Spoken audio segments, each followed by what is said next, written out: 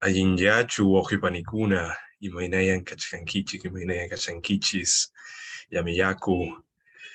Para mí el día de hoy es un honor total poder presentar a nuestro ponente de las primeras horas, de 9 a 11, Carlos Molina. Él es máster en lingüística, coordinador del proyecto Quinti. Y bueno, el día de hoy es instructor con nosotros en la ponencia de Introducción al Quechua Sureño. Él es director del programa de Quechua en el Centro de Estudios Latinoamericanos y Caribeños en la Universidad de Illinois, en Urbana-Champaign. Cuenta con 2 maestrías en lingüística, una por la Universidad Católica en el 2005 y otra por Rice University en el 2012. Actualmente se encuentra terminando un doctorado de lingüística andina en la Universidad de la Pontificia Católica y también es enfocado en el quechua del Callejón de Huaylas. Asimismo, es coordinador del proyecto Quinti, como había mencionado, de Quechua Innovation and Teaching Initiative, que se enfoca en unir esfuerzos de instructores, activistas y académicos quechuas, peruanos y bolivianos en los Estados Unidos para crear materiales de acceso abierto para la enseñanza del quechua sureño. Y bueno, como comentaba, es un total placer tenerlo el día de hoy. Y bueno, voy a ahora mismo darle el acceso. Ok, ahora sí podría presentar. Muchísimas gracias, Matías. Un gusto de conocerte en persona después de coordinar un poco. Lo siento por las demoras. He estado en Perú el último mes y medio, así que estaba un poco de vacaciones, pero ya de vuelta. Y con mucho gusto, que este es el primer evento del año académico y siempre es un placer colaborar con ustedes para apoyar con un poquito más de conocimiento sobre el quechua desde la lingüística. Manera que son kichis, Panacuna, de Macule Kichis, no, Carlos Molina Cani, Taipi, Illinois, Mantapacha, Napaikusai Kichis. Un placer, como siempre, saludarlos aquí desde Illinois, en los Estados Unidos. Soy peruano, Jaleo Manta, del Callao, pero aprendí quechua como parte de mi educación superior. Quería dedicarme a una lengua peruana y, bueno, en realidad siempre he preferido la sierra a la costa, siempre me ha gustado desde chico. Mi abuela es de Matucana, así que cuando era niño viajaba por ahí y me encantaba el lugar. Y así fue como, digamos, que me enamoré de los Andes y por eso decidí estudiar quechua para poder tener una buena excusa para poder seguir yendo a los Andes, y gracias a eso he podido conocer Huaraz, Yungay, Huari, Huanta, hasta Uchurajay he estado, el Cusco he estado como 8 veces ya, creo. Y todavía me falta conocer Puno, así que eso es una deuda pendiente, tengo que ir a Puno. Pero bueno, ya dejemos de hablar de mí y hablemos de lo que nos convoca, que es aprender un poco acerca de qué nos dice la lingüística sobre las lenguas quechua en plural, porque es muy, muy importante conocer. Tengo un instante, quiero ver si tengo todo lo que necesito. Me pongo el lapicero para escribir en la computadora. Tengo un instante, aquí está. Ya. Entonces, como les estaba diciendo, en plural, compartir el sonido de las computadoras, solamente eso. ¿Se puede ver la presentación? A tu escritorio, tu pantalla de escritorio, sí. Oh. Ok. Gracias. Ok. Ahora sí, creo que se ve el PowerPoint, ¿correcto? Así es. Ok. Allí en mi chat.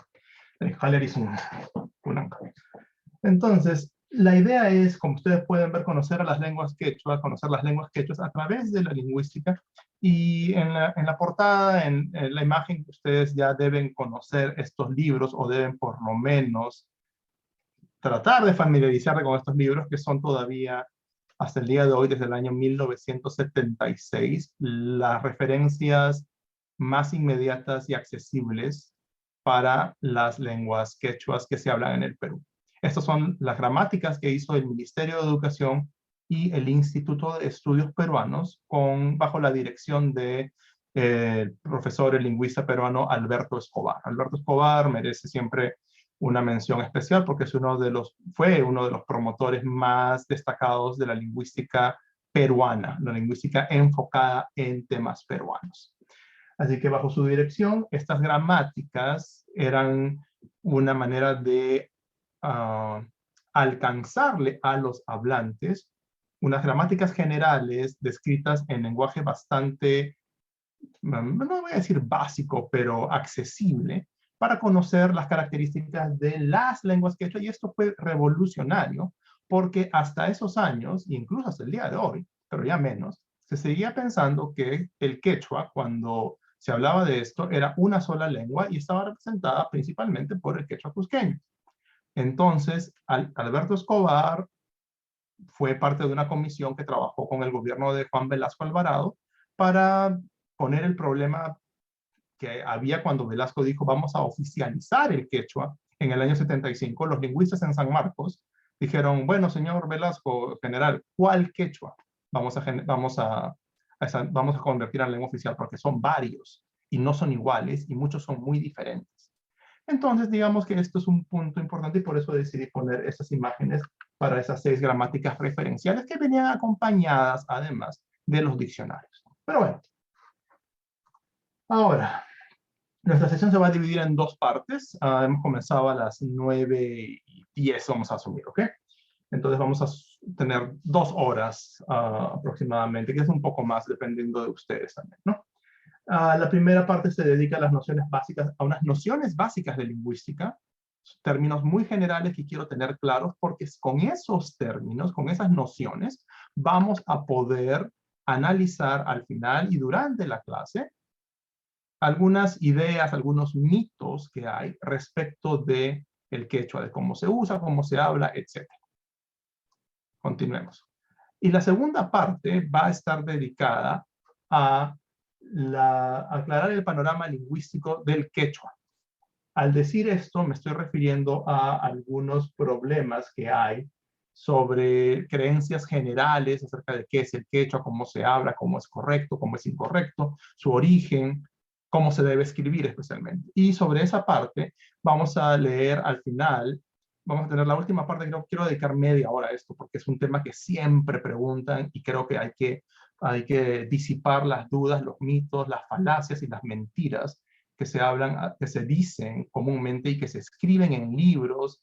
Gente con doctorado incluso sostiene ideas bastante erróneas y ya que están totalmente refutadas desde la lingüística acerca de las vocales del quechua. Entonces vamos a tomarnos media hora para leer algunos argumentos a favor de las 5 vocales y vamos a ver por qué esos argumentos no tienen ningún sustento real. Bien, entonces esa va a ser la estructura de nuestra presentación del día de hoy. Bien, empecemos entonces con los temas mismos. Denme un segundito nada más que quiero entrar a una página web. ¿Dónde estoy? Ya, perfecto. Estoy donde debo estar. Y ya está todo listo. Comencemos. Entonces, soy yo, ya me conocen. Hablemos primero de qué hace la lingüística en general. Muy bien. Si tienen cualquier pregunta, por favor, pueden enviarla al chat. Estoy con el chat abierto. Muy bien. Saludos a todos. Sí, es Alim Puncha. Mi gato va a estar haciendo algunos sonidos por aquí, así que no se asusten. Tengo un gato. Ya. Y comencemos. Como ustedes pueden ver aquí en el famoso meme de no y sí, no me gusta la gramática normativa, existe y hay razones por las cuales existe esta creencia de que se tiene que la descripción del lenguaje o que las lenguas tienen un estatus real. O sea que las lenguas son verdaderas y existen y son legítimas y válidas cuando tienen características que se consideran correctas.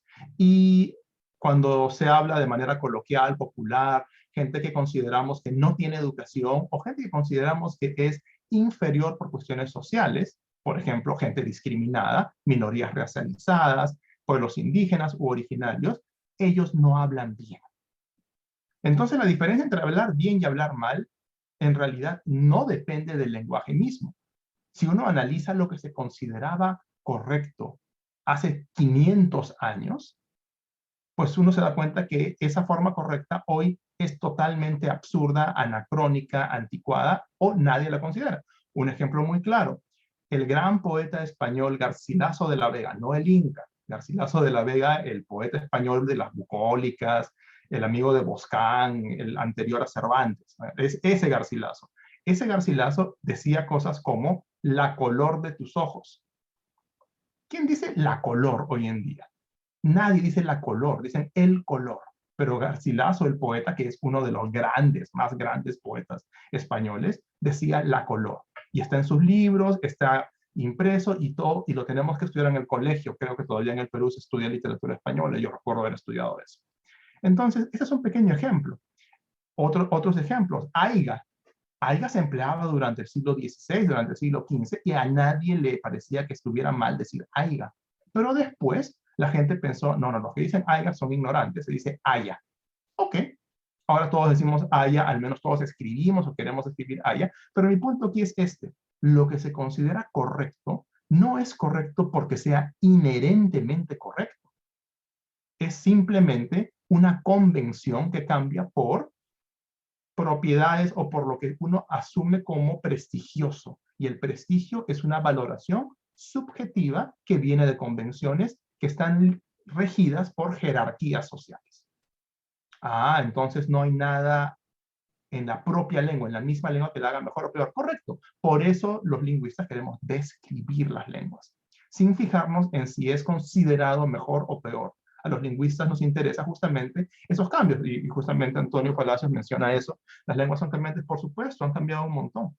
El español, por ejemplo, en el siglo X, el rey Alfonso X el Sabio, uno de los, un pensador, un filósofo, una persona muy importante que escribía en esa época, y en esa época muy pocas personas escribían, solamente los sacerdotes, los frailes y la gente muy educada, que eran poquísimos.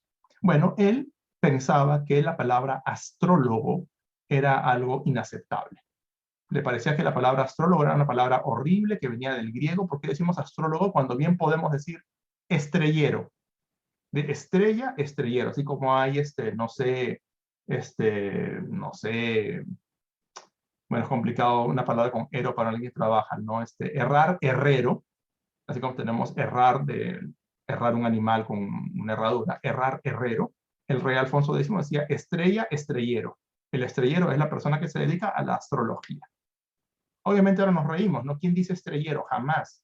La palabra astrólogo es la palabra que todos conocemos y la palabra que nos parece aceptable y es la más aceptada. Pero al punto que voy es, históricamente, nada en la palabra astrólogo la hacía una palabra correcta. Solamente era la convención. Tanto así que había personas muy famosas que eran escritores que se oponían a esa palabra. ¿Ok? Zapato, zapatero. Gracias. Muy bien. Entonces, esta diferencia entre la lingüística descriptiva y la lingüística prescriptiva se basa en la idea de que a las lenguas hay que normarlas, hay que ponerles límites justamente para que no cambien. Y eso tiene una función. O sea, yo en particular no estoy en contra de una lingüística normativa o una gramática normativa que, por ejemplo, determine cómo se tiene que escribir para facilitar la interacción en ciertos contextos. Y voy a hablar de eso en un instante. La lingüística descriptiva, por otro lado, ve que la lengua es un fenómeno natural y social. Cambia como los animales evolucionan, como los seres vivos evolucionamos, y además tiene cambios que se basan en diferentes interacciones sociales. Eso también se conoce muy bien, esa es la sociolingüística. Las personas que tienen más dinero hablan de una manera, las personas que tienen menos dinero hablan de otra manera, las personas que viven de cierta región hablan de una manera distinta a aquellos que viven en otra región. Hay diversidad, y esa diversidad cambia, es natural, se sigue cambiando, y las lenguas van a evolucionar a través de esos cambios. Es natural, nadie lo puede detener. Sin embargo, bueno, y la lingüística quiere entender el lenguaje a partir de su estructura, o sea, cómo se combinan las unidades y cómo se usa, para qué sirve, qué significa en pocas palabras, qué quieres decir cuando dices pásame la sal. Bueno, estás dando una orden. ¿Qué quieres decir cuando dices podrías pasarme la sal? Si yo digo podrías pasarme la sal, estoy preguntándole a una persona, ¿eres capaz de pasarme la sal? Como si yo le preguntara a alguien, ¿puedes nadar? Si alguien me pregunta, ¿puedes nadar? Yo digo, sí, sí sé nadar, puedo nadar. Pero si alguien me pregunta, ¿puedes pasarme la sal? Yo no le voy a decir, sí, sí puedo. No, me está pidiendo la sal. ¿Se dan cuenta? Ese tipo de uso es importante para entender cómo es el lenguaje. Bueno, entonces, y desde ahí podemos hablar de la lingüística aplicada, pero eso lo vamos a ver en otra diapositiva. Continuemos. Bueno, justamente la lingüística se divide en dos grandes ramas. La lingüística teórica, que es la que se encarga de estudiar el lenguaje en sí mismo, la estructura y el uso del lenguaje en sí mismo, y la lingüística aplicada, que estudia el lenguaje en relación con otras áreas del conocimiento. Entonces, la lingüística aplicada es interdisciplinar. En la lingüística teórica tenemos las tradicionales partes básicas del lenguaje. ¿Cuáles son las áreas o los sistemas lingüísticos? Hay un sistema fonológico que se encarga de la organización de los sonidos. ¿Qué sonidos tienen significado? ¿Qué sonidos contribuyen a entender cambios en las palabras? No es lo mismo decir pata que decir bata, por ejemplo. No es lo mismo decir cama que decir caña. No es lo mismo decir, no sé, malo que decir, no, bueno, esa palabra no va a cambiar nada. Pero con las vocales, no es lo mismo decir gato que decir gata. Ahí también hay un cambio en la vocal A. Bueno, la morfología se encarga de las palabras, de cómo se combinan dentro de las palabras. Las palabras tienen estructura. Si yo digo la palabra gato, sé que su estructura se divide, y vamos a ponerlo aquí para que sea un poco más claro. No quiero seguir hablando tanto. La palabra gato tiene una estructura por sí misma. Se divide en una raíz. La raíz es gat y tiene un sufijo que es el sufijo o. Básicamente estamos diciendo, entonces tú puedes cambiar el sufijo o por otro sufijo, es un sufijo de género. Y podrías cambiarlo por el sufijo a. Y tienes que este es el género masculino y este es el género femenino. Pero también tienes la palabra mesa. Y uno dice la palabra mesa tiene género. Por supuesto que tiene género. Entonces la raíz es mes. Y el sufijo es a. Es el sufijo de género. Bueno. La morfología se encarga de estudiar este tipo de variaciones. También hay prefijos. Puedes decir anti. Puedes tener algo como antidemócrata, por ejemplo. Y ese prefijo tiene características, hay reglas que te dicen qué sufijos sí se pueden combinar con una raíz y cuáles no, etc. Bueno, es un ejemplo muy sencillo de estructura morfológica. La sintaxis es más compleja porque estamos hablando de frases y de oraciones. Las oraciones son justamente la combinación de frases que permiten enunciar, que permiten la enunciación de juicios, de ideas completas que están articuladas alrededor de eventos normalmente. Bueno, es bastante más complejo. Pero suponiendo que decimos algo como Juan, vamos, ¿dónde estás? Aquí estás. Y decimos algo como Juan visita a Pedro. Si decimos algo como Juan visita a Pedro, tenemos aquí dos frases. Bueno, al menos dos frases generales. Una frase nominal y una frase verbal. Y la frase verbal se compone de un verbo, que es el núcleo, y un objeto directo, que es otra frase nominal, una frase preposicional, a Pedro. Ese es un análisis sintáctico súper básico. Entonces tenemos que a Pedro es una frase. Claro. Es una frase que se compone de una preposición y de una frase nominal. La frase nominal, Pedro, que es también una palabra. Pero, perdón, ¿una palabra puede ser una frase? Por supuesto. Una palabra puede ser una frase. No hay ningún problema, pero tú puedes tener más palabras. Tú puedes decir, visitó a Pedro, Podemos decir al torpe de Pedro. Al torpe de Pedro. Torpe de Pedro es una frase, otra frase nominal que está modificada por un adjetivo que está conectado con una preposición.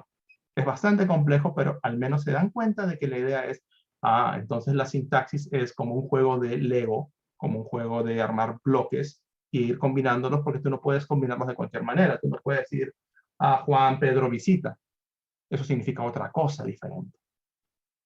Entonces la posición, las relaciones entre los elementos que forman frases cambian los significados. Entonces el significado es un elemento importante acá. Por supuesto, el significado es un elemento importante porque al final de cuentas, lo que quieres hacer con un lenguaje, con cualquier lenguaje del mundo, es transmitir información. Entonces, si la transmisión de información es defectuosa, entonces simplemente no se puede entender algo y fracasa el uso del lenguaje. Entonces la estructura del lenguaje está hecha para que las personas puedan de una manera eficiente transmitir información. Pero eso no quiere decir, y es muy, muy importante esto, eso no quiere decir que, claro, pues porque es mal hablado, entonces habla mal. No, mentira.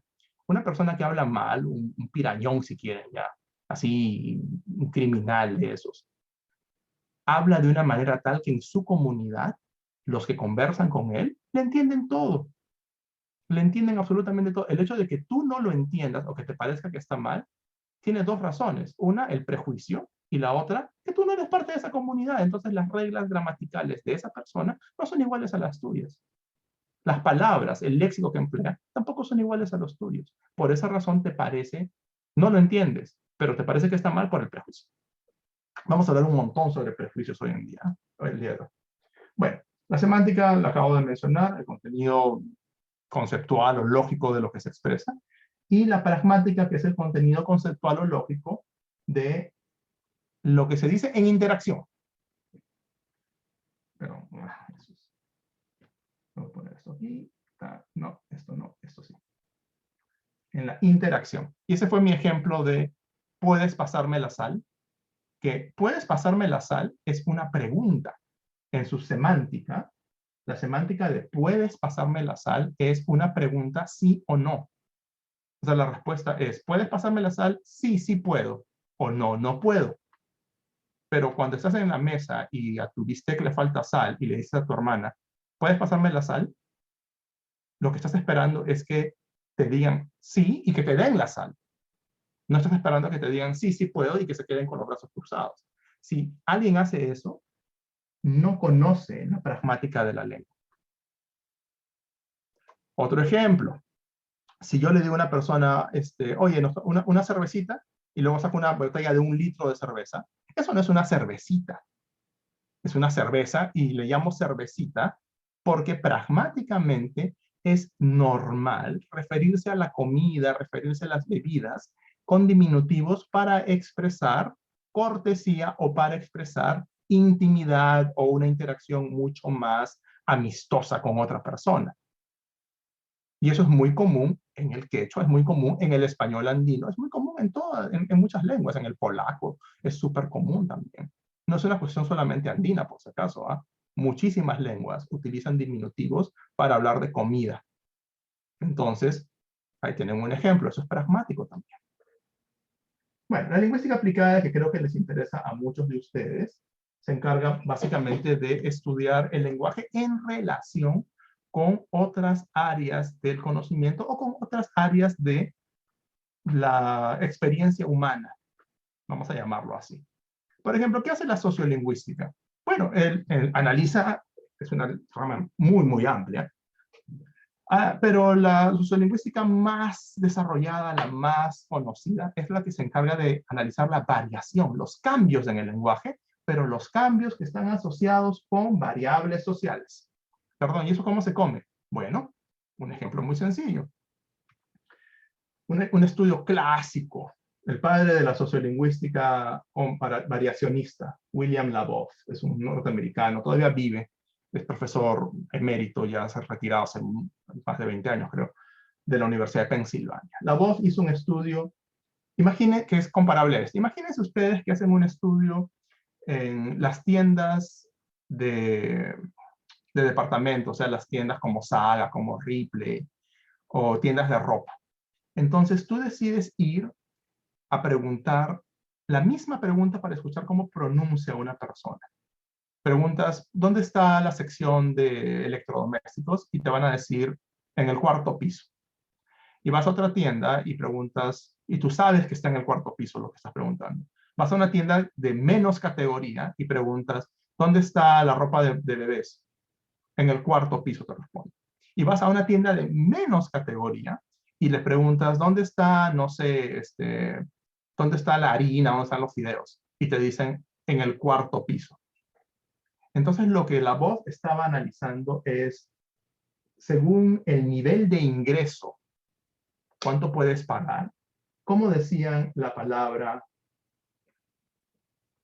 la frase fourth floor en inglés, cuarto piso? Entonces, estaba analizando el sonido de la R. Decían fourth, fourth, fourth. Va cambiando el sonido. Entonces, según los que tenían más dinero, los que tenían más o menos dinero y los que tenían poco dinero. Clase social. Y él se dio cuenta que justamente las formas más innovadoras, o sea, las formas con más variación, estaban aquí, entre los que tenían menos plata. Entonces quiere decir que las clases populares tienden a pronunciar ciertas formas de una manera más relajada, o mientras que los que tienen más dinero eran más conservadores en la forma de hablar. Podría ser porque tenían más educación, podría ser porque, no sé, porque utilizaban esa forma de pronunciar para distinguirse de aquellos que ellos consideraban de otra clase social. Eso hace la sociolingüística.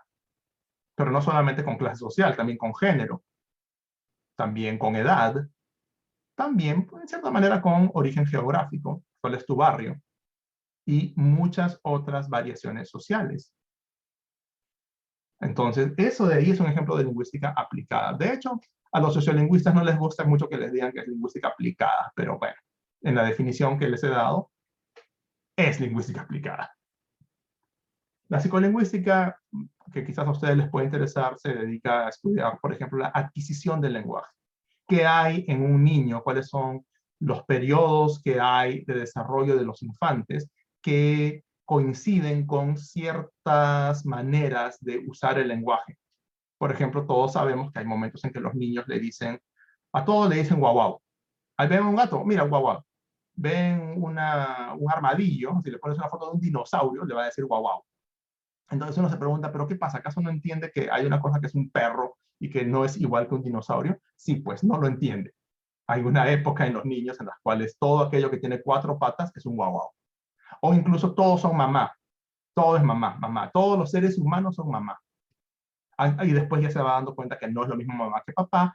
¿Cómo cambia eso? También su pronunciación, etc. Ese es un tema clásico de la psicolingüística. La lingüística pedagógica, perdón, una vez más se ha salido el lapicero, no sé qué le pasa a esta cosa. La lingüística pedagógica se encarga justamente del tema de la adquisición del aprendizaje. Ya no la adquisición, sino el aprendizaje de lenguas. ¿Qué hace, por ejemplo, que una pregunta clásica? Para aprender una lengua tienes que aprender las reglas de la gramática. Actualmente pensamos que no tienes por qué aprender las reglas de la gramática directamente, pero lo puedes hacer de una manera implícita. ¿Cuáles son las técnicas, las metodologías para que una persona aprenda una lengua? Basado en tareas, el método comunicativo, etc. Eso es lingüística aplicada.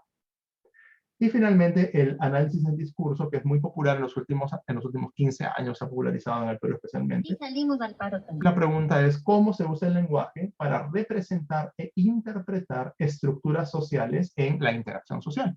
O sea, cuando yo hablo con ustedes, ¿qué dice mi uso del lenguaje sobre cómo quiero yo ser percibido? ¿A qué grupo pertenezco? ¿Es un académico? ¿Es una persona que tiene ciertas características de edad? O, por ejemplo, cuando las personas dicen que existe algo como la ideología de género versus el enfoque de género. ¿Por qué la palabra ideología se entiende de una manera negativa y por qué la palabra enfoque se entiende de una manera positiva y qué hay detrás de este tipo de forma de presentar el lenguaje, o sea, el discurso. Muy bien. Ahora, ya que hemos presentado esto de modo bastante general, viene la pregunta, ahí, bueno, denme un instante. Esto lo hemos visto al inicio, así que solamente voy a mencionar aquí este punto de acá. Porque es parte importante para entender por qué hay tantos problemas respecto de cómo debe escribirse el quechua, o por qué hay tanta resistencia, tanta antipatía hacia los lingüistas en particular, entre muchos quechohablantes, particularmente en Cusco. La cuestión está en esta. Muchas personas piensan, y aquí voy a hacer así sin anestesia, muchas personas piensan que el hecho de que tú hablas una lengua te hace un experto en la lengua. Les voy a dar un ejemplo. Yo soy un ser humano y de hecho yo sé comer, puedo cocinar y creo que cocino bien, pero yo no voy a decirle a nadie que yo soy un nutricionista. ¿Se dan cuenta de la diferencia? Yo puedo cocinar y puedo cocinar riquísimo, pero eso me hace un nutricionista, me hace, no sé, yo, por ejemplo, tengo tomates, por ejemplo, no tengo tomates, pero yo crío tomates o cultivo tomates, cultivo albahaca, tengo un jardín con, no sé, papas, algo así. ¿Puedo decir que soy un ingeniero agrónomo? No. Entonces, la diferencia es muy semejante. Una cosa es ser un hablante de una lengua y otra cosa es ser un lingüista. Un lingüista estudia años para entender cómo funcionan las lenguas, para entender algo de lo que he puesto aquí. Todos los lingüistas se especializan en una de estas cosas, en una. Y dentro de esa hay todavía más ramas y es mucho más preciso. Yo me especializo acá, en la interacción entre sintaxis y semántica. Eso es lo que hago yo, especializado en el quechua y especializado en los verbos. Ese es mi garbanzal. Entonces, la diferencia entre decir una persona que habla quechua, cualquier variedad que diga que es un experto en lingüística quechua, eso no es verdad. Esa persona sabe hablar y por lo tanto tiene un conocimiento implícito. Implícito. Tú le puedes preguntar, ¿y por qué algo es así? No lo sabe. Te puede inventar, te puede dar razones que le parecen porque ha aprendido algo en el colegio, pero esas razones son lo que a esa persona le parece, son sus ideas. No tiene datos, no tiene bibliografía, no tiene, le falta más. Entonces, por eso es que a veces, y muchas veces ocurre, muchas personas piensan que, los lingüistas no saben porque no son hablantes. Bueno, eso no tiene ningún sentido porque yo estoy haciendo una ciencia que se basa en métodos y en datos. Y los resultados pueden no gustarle a los hablantes, pero el hecho de que no le gusten a los hablantes no lo hacen mentira, no lo hacen falso. ¿Se dan cuenta? El que la ciencia nos diga lo que no nos gusta no cambia la ciencia. Ese es el punto. No va a cambiar la ciencia y puede sonar arrogante, puede sonar feo, pero esa es la verdad. Así que, ¿qué voy a hacer? Grita en idioma mono. Los monos no tienen lenguaje, pero básicamente esa es una idea que tenemos sobre qué es una lengua o cómo se deben, qué diferencia hay entre lengua e idioma, por ejemplo. Se la vamos a ver en un instante. Aquí hay un par de preguntas, o unos ejemplos sobre por qué digo yo que los hablantes pueden hablar muy bien una lengua, pero no saben por qué están diciendo lo que están diciendo. Ejemplo, ¿cuál es la diferencia entre mira la ventana y miré la ventana y mira al vecino? Algunas personas se pueden dar cuenta, la diferencia está en que uno utiliza la preposición a cuando tienes un objeto humano. Ok, esa es una buena explicación, pero yo también puedo decir, por ejemplo, saludo a la bandera. Y la bandera no es un objeto animado. Entonces, ahí hay algo más difícil, no es tan fácil. ¿Cuál es la diferencia entre quieres pan, quieres un pan o quieres el pan? Porque no significan lo mismo. Tú no puedes decir en todos los casos quitar el artículo. En algunos casos no se puede. Por ejemplo, no puedes decir ¿quieres mamá? No, ¿quieres a mamá? ¿Quieres a tu mamá? No es lo mismo querer pan que querer a la mamá. Son muy diferentes cosas. Entonces, ¿por qué son así? Bueno, los hablantes saben usar la lengua y la usan perfectamente. Nadie puede ser discriminado por la manera como usa su lengua. Pero de ahí a pensar que los hablantes saben por qué las cosas son como son, es otro mundo, es muy diferente. Hablemos de la diversidad lingüística. ¿Qué es un idioma? ¿Es un sistema de comunicación lingüístico o no? Por eso, estas son definiciones bastante necesarias, ¿ok? Bastante necesarias, porque muchas veces la gente dice, bueno, el quechua es una lengua, no es un idioma, porque piensan que idioma es como el francés, el alemán.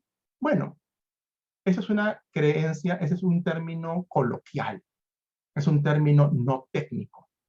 Y aquí les pongo un ejemplo muy sencillo. Los términos no técnicos, y es otra vez el problema entre el conocimiento popular y el conocimiento científico. Por ejemplo, por el conocimiento popular te podría decir, y eso es perfectamente válido, es perfectamente válido. Te podría decir que un murciélago es un ave. ¿Por qué? Porque vuela. ¿No? ¿Y cuál es el problema? Un murciélago puede volar. Una ballena es un pez. ¿Por qué? Porque vive en el océano. Esa categorización, esa manera de ordenar la realidad, puede servir, claro. De hecho, hay lenguas por las cuales, les pongo un ejemplo, en los Estados Unidos, la ley determina que el tomate es una verdura, que el tomate es un vegetal, es una verdura, es una hortaliza, es una hortaliza. Pero el tomate no es una hortaliza. Si uno analiza el tomate, si uno estudia la botánica, sabe que el tomate es una fruta. Un tomate está más cercano a una manzana que a una zanahoria. Pero si tú pides, bueno, trae frutas para el postre y tú traes tomates, la gente se ríe de ti y te dice, no seas idiota, pues ¿para qué vas a traer tomates? Trae naranjas, trae plátanos, trae guayaba, trae chirimoya, trae fruta. Pero tú puedes decirle, ¿saben qué? El tomate sí es una fruta. ¿Se dan cuenta del problema?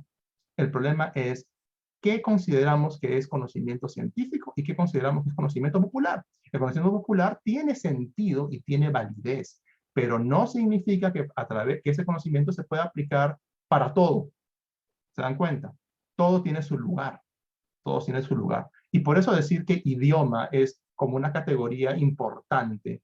Las lenguas con literatura, con alfabeto, con historia, con tradiciones culturales, eso es simplemente una visión clasista de las sociedades. Entonces, ¿el quechua es un idioma? Por supuesto que es un idioma. Cualquier expresión que sirva para comunicarse es idiomática, es un idioma. No es lo mismo que ser una lengua. Una lengua es algo mucho más específico.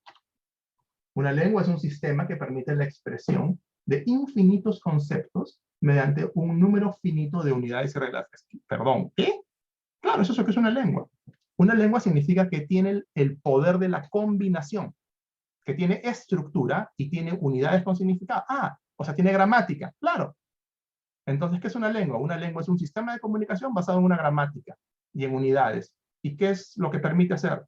Tú puedes tener, ¿cuántas palabras hay? Tú puedes tener un número fijo de palabras. Todos sabemos un número fijo de palabras, por si acaso. Todos tenemos un límite en nuestro vocabulario. ¿Podemos aprender más? Claro que podemos aprender más. Pero con ese número de palabras que tienes, tú puedes combinar y puedes decir cosas que son potencialmente infinitas. Tú puedes hablar de ayer salí por la tarde, pero pasó tal cosa, y de repente aparece un monstruo, y ese monstruo venía del planeta, no sé, de la galaxia Alpha Centauri. ¿Quién va a hablar de esas cosas? En ciencia ficción se habla de cosas que nunca han pasado y probablemente no pasarán, pero pueden usar el lenguaje para expresar aquello que se imaginan. ¿Se dan cuenta del poder del lenguaje? Por eso hay literatura, por eso hay poesía. Si no tuviéramos el lenguaje, si el lenguaje no fuera de la manera que es, no tendríamos poetas. Ya saben a quién echarle la culpa de los poetas, al lenguaje. A mí me encanta la poesía. ¿Qué es un dialecto? Bueno, un dialecto, en términos técnicos, es un subconjunto de una lengua definido por hablarse en una región. O sea, la variedad geográfica. Entonces el español de Lima es un dialecto, por supuesto, un dialecto, el dialecto limeño. Y el español de Cusco es un dialecto, correcto. Y el quechua chanca es un dialecto, correcto. En términos técnicos, es un dialecto. pero en términos no técnicos, dialecto se emplea, por desgracia, como una expresión peyorativa. No, esas no son lenguas, son dialectos. En la Amazonía se hablan dialectos, no lenguas. Metan una cachetada al idiota que diga eso. No se hablan, no son dialectos, son lenguas. En la Amazonía se hablan lenguas. ¿Qué es un dialecto? Bueno, el dialecto ashánica que se habla que se habla en Junín, tiene diferencias con el dialecto ashánica que se habla supongamos, en alguna zona de Ucayali. Esos son es una variedad, correcto. Correcto, es una variedad. O sea, son dos variedades de la lengua ashánica. Entonces lo que tenemos es algo como esto. Tenemos una lengua y luego tienes aquí la variedad hablada, por ejemplo, en Junín y la variedad hablada en Ucayali. Este es el dialecto de Junín y este es el dialecto de Ucayali. Eso es un dialecto. Nada más. Cualquier otro uso de dialecto como una lengua inferior, algo que no tiene el nivel de una lengua, eso ya es discriminación. Es discriminar. ¿Ok? Entonces, cuidado con eso. Una variedad. La palabra variedad es, por suerte, todavía no la han destruido las personas que no tienen, que quieren discriminar. Es un término neutral. Entonces, cualquier variedad, cualquier cambio en una lengua, y la lengua se entiende como de una manera general. Ahora voy a explicar qué cosa es una lengua. De una manera general, tiene gramática, ya lo he explicado, pero voy a hablar un poquito más de esto. Son cualquier variación. Por ejemplo, la variedad de Lima, la variedad cusqueña, la variedad de los jóvenes de entre 10 y 15 años en Lima. Eso es una variedad. La variedad hablada por no sé, los alpaqueros en la Puna, no sé, en Azángaro. Ya, eso es una variedad también. ¿Es un dialecto? Si estamos reduciéndolo a lo geográfico, sí lo es.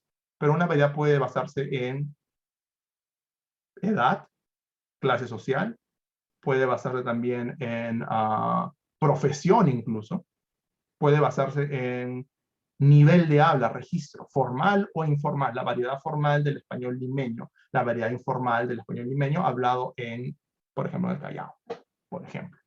Por eso es complicado, hay muchos factores, ese es el punto, hay muchos factores. Pero a las personas, y otra vez más, aquí voy a ser bien directo, las personas no tienen por qué saber esto. Las personas comunes de a pie quieren simplificar las cosas. Pero al simplificar las cosas, no están diciendo la verdad. Están obviando factores, están simplificando y muchas veces están guiados por prejuicios y discriminación. Bueno, la idea de registro acabo de mencionar. Son las variedades que se usan en diferentes contextos. Contextos formales, contextos informales.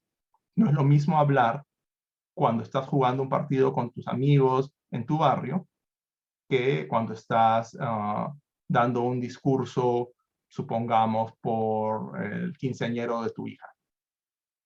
Entonces, no es lo mismo. Las situaciones formales requieren cierto lenguaje que sea más claro, hablas más pausado. Fíjense cómo estoy hablando yo ahora. Si ustedes me conocieran a mí, no sé, en una fiesta después de 3 cervezas, ya no querrían seguir hablando conmigo. Eso es todo. ¿Okay? Las personas somos diferentes y tenemos diferentes, pero no somos iguales. No hablamos de la misma manera siempre. Y eso es algo que quiero realmente. Claro, el ashánica es una lengua, claro, Edgar, eso es muy cierto. El ashánica es una lengua. El tecnolecto, por supuesto, por supuesto. La jerga, eso se le suele llamar jerga. Ahí no he puesto la palabra jerga, porque jerga en el Perú se entiende como jerigosna, como replana, como forma de hablar súper así, el registro más informal de las clases sociales más bajas. Pero eso no es jerga. En sentido técnico, lo que los lingüistas conocemos como jerga es el vocabulario y las formas de hablar específicas de un grupo laboral. Eso es una jerga. Los abogados tienen su jerga, los médicos tienen su jerga. Y los regionalismos son también, obviamente, están basadas en los dialectos. Un regionalismo es nada más que una palabra que se emplea en cierta región. Por ejemplo, churre significa niño. ¿En qué región? En el norte, particularmente en Piura y Tumbes. Eso es un churre. Pero guambrillo se emplea también como niño, pero nadie en Piura dice guambrillo. Si dices guambrillo, todo el mundo va a saber, así es como el meme, ya nos expusiste, ya, todo el mundo sabe que eres de la selva. Si dices guambrillo, guambrillo, guambrillo. Ah, es un regionalismo, pero al ser un regionalismo, ¿qué es un regionalismo? Es un término, es una palabra que se emplea en ciertos dialectos. Eso es un regionalismo. Por eso también hablamos de peruanismos. Si un chileno escucha a una persona y dice, no, yape, ya sabes que es peruano. Si dice yape, es peruano. ¿Por qué? Porque P, por pues, es un regionalismo del Perú. Se emplea muchísimo. Pero, alguien puede decir, pero profesor, Carlos, no todos los peruanos decimos P. Es correcto, no todos los peruanos dicen P, porque algunos peruanos prefieren hablar con un registro más formal y evitan decir P, y tratan de decir pues. Correcto, ¿por qué? Porque este tema es muy complicado porque la variación es muy grande, es múltiple y ocurre de diferentes maneras al mismo tiempo, y lo peor de todo es que está cambiando constantemente. ¿Se dan cuenta de lo difícil que es hacer lingüística? O sea, cuando tú tienes ya todo listo, ya lo que tú publicas ya es periódico de ayer, como el Héctor Lavoe. Así es la triste vida del lingüista. Es una carrera contra el tiempo, es una carrera contra el cambio. Ahora, el cambio lingüístico, progreso o decadencia. Muchas personas tienen la idea de que los cambios son un problema. En realidad los cambios son naturales. Esa es la gran verdad. Los cambios son un proceso natural de todas las lenguas. ¿Y por qué tiene que haber variación? O sea, ¿por qué les he puesto todo esto de acá? ¿Por qué tiene que haber tantas maneras de usar el lenguaje? ¿Por qué no puede haber solamente una manera de hablar para todo? Bueno, la realidad no es constante tampoco. La realidad es variable. Un día estás en un lugar, al otro día estás en otro lugar. La gente viaja. Un día estás interactuando con gente en tu comunidad, al otro día estás hablando con alguien, no sé, con tu patrón, con tu jefe, con el presidente, el rector de la universidad, etcétera, etcétera. Entonces tu realidad es variable. Hay diferentes ámbitos, espacios donde tienes que moverte. Y muchas veces interactúas con personas que no conoces. La morfología geográfica contribuye a cambiar. Bueno, claro, los cambios, las lenguas van a cambiar. ¿Por qué? Porque los hablantes utilizan sus formas de hablar para caracterizarse también. Y esas son las interacciones que tú puedes interactuar con muchas personas y tienes que acomodarte, tienes que tratar de entenderte con otras personas. ¿Se dan cuenta del problema? El problema es, ¿para qué usamos el lenguaje? Lo usamos para comprendernos. Entonces tenemos que ser eficientes. Pero también está la necesidad que tenemos de usar el lenguaje para poder, esto de aquí, esto todavía no, para poder caracterizarnos, porque es como cómo me visto, cómo me veo, quién soy. Entonces mi forma de hablar, que viene de mi familia, de mi comunidad, es muy importante para mí. Mi forma de hablar, pronunciar, que es donde generalmente a las personas se les identifica, porque las personas, más que escribir, hablamos. Hay muchas personas que hablan de las lenguas indígenas, las lenguas originarias, como son lenguas orales. Ya, en realidad, otra vez, sí, sin anestesia. Eso es una patraña. O sea, en el sentido de que las lenguas son orales, eso es una perogrullada. ¿Saben lo que es una perogrullada? Es como decir, el agua moja. Obvio, el agua moja, pues el agua es húmeda. ¿Quién no sabe eso? Todas las lenguas son orales. El español es una lengua oral, el inglés, el alemán, el francés, el latín era una lengua oral y murió cuando se convirtió en una lengua escrita. Y solo quedó como una lengua escrita. Claro, ahora se emplea en el Vaticano, pero eso es relevante para los estudios que tenemos nosotros, ¿no? Para lo que queremos hablar. ¿Se dan cuenta del problema?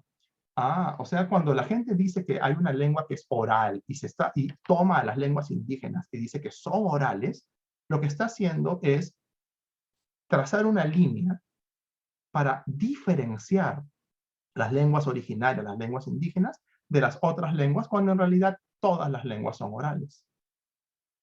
Y todas las lenguas pueden ser escritas. Entonces, hacer esa división, como decir, ese es el espacio de las lenguas indígenas y ese es el espacio de las otras lenguas, es una consecuencia de la discriminación internalizada. ¿Se dan cuenta? Malas noticias. Cuando una persona piensa que una lengua solo puede ser oral, lo que está haciendo es respondiendo a la discriminación de siglos, donde estas lenguas, entre comillas, inferiores, no son capaces de escribir, no sirven para escribir. Por eso para escribir hay que usar el español. El quechua es para hablar. ¿Se dan cuenta? No es porque las lenguas quechuas sean inherentemente orales. Todas las lenguas lo son. Es porque la discriminación les ha hecho pensar que solo sirven para hablar y que no se pueden escribir.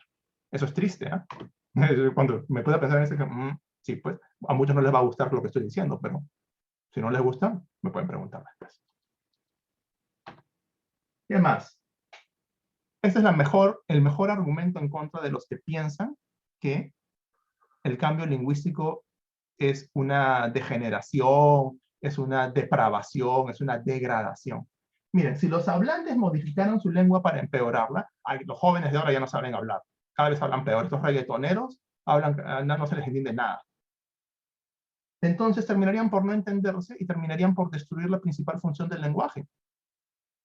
Entonces, si el lenguaje permite que la gente se entienda, entonces sí está haciendo lo que el lenguaje tiene que hacer. Pero profesor, yo no los entiendo. Es porque no quieren que tú los entiendas, pues porque ya estás viejo. porque tú no eres de su grupo. Tú no eres como ellos. Entonces el lenguaje se utiliza ¿para qué? También se utiliza no solo para comunicarnos de manera eficiente, sino también para crear una comunidad, para caracterizar a un grupo y distinguirlo de otro. Función social del lenguaje. La identidad comunitaria. Vamos a hablar de eso en un instante, porque es muy importante para el debate de cómo se escribe el quechua. Muy bien, esto ya está claro, espero. Ahora, ¿por qué hablo de esto en esta presentación? Bueno, muchas personas dicen, entonces todos podemos hablar como queramos. Por supuesto, todos pueden hablar como quieran. Pero eso no quiere decir que todas las formas de hablar sean apropiadas. No estoy diciendo correctas. Voy a decir apropiado. Entonces no es apropiado hablar de la manera como habla un reggaetonero cuando tienes que, por ejemplo, escribir un artículo científico. Sí, no es apropiado. Nada más. Todo tiene su lugar. Perfecto. No hay ningún problema. Creo que podemos coincidir en eso. Y por eso todas esas formas son válidas. Pero, y eso es bien, bien importante, voy a tomarme un segundo para que sea claro. La relación que hay entre dos lenguas diferentes no es siempre una relación igualitaria. Puede ser una relación asimétrica. Una asimetría significa que no están en la misma dimensión, no tienen la misma talla, el mismo tamaño, la misma fuerza. Esa asimetría es, en muchos casos, opresión y discriminación. Entonces, yo he leído tanto sobre este tema y a mí me sorprende que muchas personas hablen del quechua y el español y digan, sí, pues el quechua convive con el español desde hace casi seis siglos y ha sobrevivido. Decir algo así es ignorar de la manera más deliberada que el quechua y el español no conviven. Yo convivo con mi gato, yo convivo con mi novia, convivo con mis amigos, pero el quechua no convive con el español, señores, señoras, señoritas. El quechua no convive con el español. El quechua es oprimido por el español, el quechua es discriminado, el quechua es desplazado, el quechua es exterminado por el español. O sea, decir que conviven es ignorar la realidad de las lenguas. ¿Por qué? Porque la muerte lingüística existe. Esto es verdad. Esto puede ocurrir. De hecho, muchas variedades quechua han desaparecido. ¿No? El español, el quechua costeño, La lengua general que se hablaba, por ejemplo, en la zona de Chincha, desapareció. Toda la provincia de Yauyos y Huarochirí hablaban quechua. Vayan y busquen pues quién habla quechua ahora en Huarochirí. En Yauyos todavía quedan, pero están en extinción. Antes se hablaba aymara en todo Lima, probablemente. En la Sierra de Lima se hablaba aymara tranquilamente. Busquen ahora quién habla aymara. En Cachú y en Yauyos todavía hay las lenguas jacal y caucho. En Cajamarca se hablaba quechua, sí, ahora ya solamente en Porcón, Chetilla, está en extinción. Antes todo Huancayo, toda la provincia de Huancayo hablaba quechua. Huancayo comenzó como una reducción, lo que llamaban un pueblo de indios. Busquen ahora quién habla quechua Huanca. Uf, poquísimas personas ya, poquísimas. En Huancayo muy pocas, y tienes que ir arriba a buscarlos. ¿Por qué pasa eso? Bueno, porque las lenguas se ven desplazadas. Entonces, aquí estoy siendo bien directo. Pensar que el quechua y el español conviven en igualdad de condiciones y que una persona puede utilizar, y que las personas quechua hablantes pueden usar el español e incorporarlo en el quechua, como yo puedo incorporar el inglés hablando español en Perú, es una mentira. Eso es ingenuo, por decirlo menos. ¿Por qué? Porque cuando uno utiliza más y más español en el quechua, lo que estás haciendo es justamente desplazar al quechua por el español, y esa es una de las principales razones para la muerte de una lengua. Entonces, hay que tener cuidado cuando uno dice, bueno, es que el quechua tiene que utilizar el español. El quechua no está utilizando el español, porque utilizas el español si tú tienes una lengua con fuerza, con identidad, con estabilidad, que está apoyada por el gobierno, por las comunidades, para que hable de tú a tú con el español. El quechua, desgraciadamente, no está así todavía. Estamos tratando de cambiar eso. Pero, por no estar en esa condición de fuerza, de igualdad de fuerzas, lo que pasa es que cuando entra el español en el quechua, está desplazando al quechua. Entonces, mucho cuidado con esta idea de, yo estoy a favor de los préstamos, por si acaso, ¿va? Yo estoy a favor de los préstamos, yo estoy a favor de los neologismos, pero es problemático porque si utilizas muchos, ¿qué estás haciendo? Estás desplazando una lengua por otra. Por la lengua opresora desplaza la lengua oprimida. Bueno, el caso aquí de Taushiro, ustedes lo pueden ver, es un caso bastante triste, de hecho busquen sobre la vida de Amadeo García. El último Atlante es una historia tristísima porque justamente es una de las consecuencias de la explotación del caucho y de la colonización de la Amazonía. Eso fue una de las desgracias del gobierno de Belaúnde, el primer gobierno de Belaúnde, con esta idea de que, sí, hay que conquistar la Amazonía. Y mandó colonos. Bueno, los colonos llegaron con sus enfermedades, con viruela, con gripe, y exterminaron poblaciones. No tuvieron que matarlos directamente. La gente se enfermaba y moría.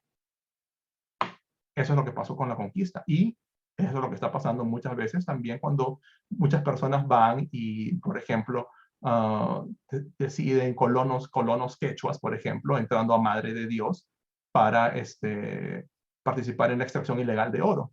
¿Qué es lo que hacen? Bueno, llegan ahí y transmiten enfermedades que se expanden por la selva y matan a las comunidades indígenas de ahí que no están acostumbradas a esas enfermedades. Entonces, ojo que no solamente los españoles y los mestizos y los criollos han producido ese problema. También hay culpa de cualquier persona que entra como colono. Termina destruyendo el ecosistema y matando gente indirectamente. Muy bien. Hagamos una pequeña actividad sobre el bilingüismo, las ventajas y las desventajas. Quiero tomar solamente... Denme un segundito. Ya. Más fácil es hacerlo así. Voy a pasarles este enlace. Y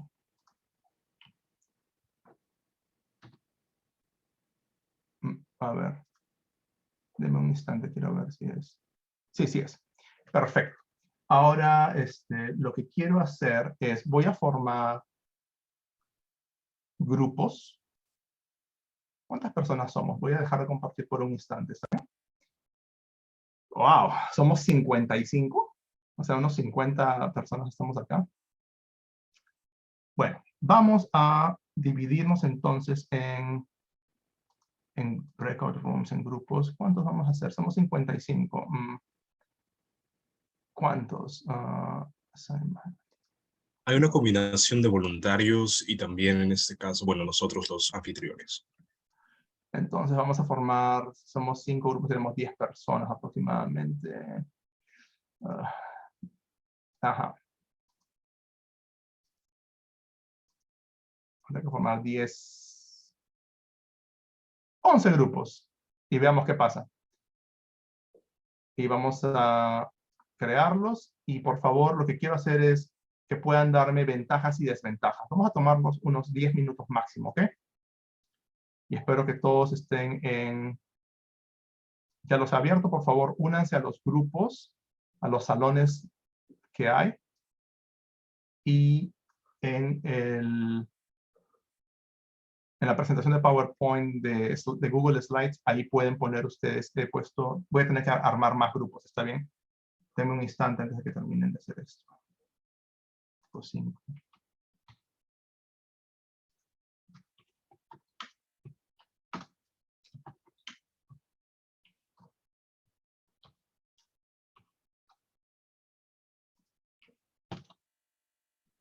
Una recomendación para los voluntarios. Esperemos que cada uno pueda estar en cada breakout room para que pueda liderar o en este caso ayudar si hay alguna duda.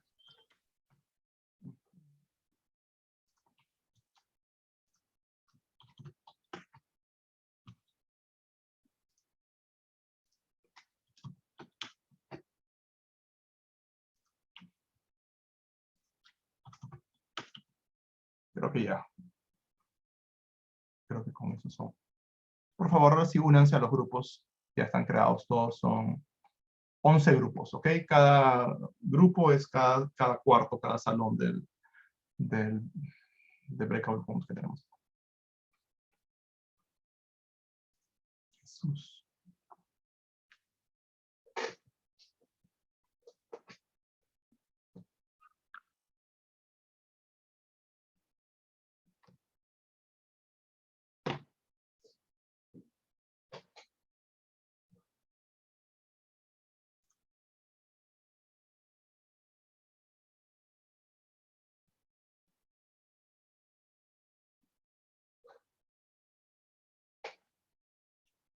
¿Qué pasó? ¿No están uniéndose?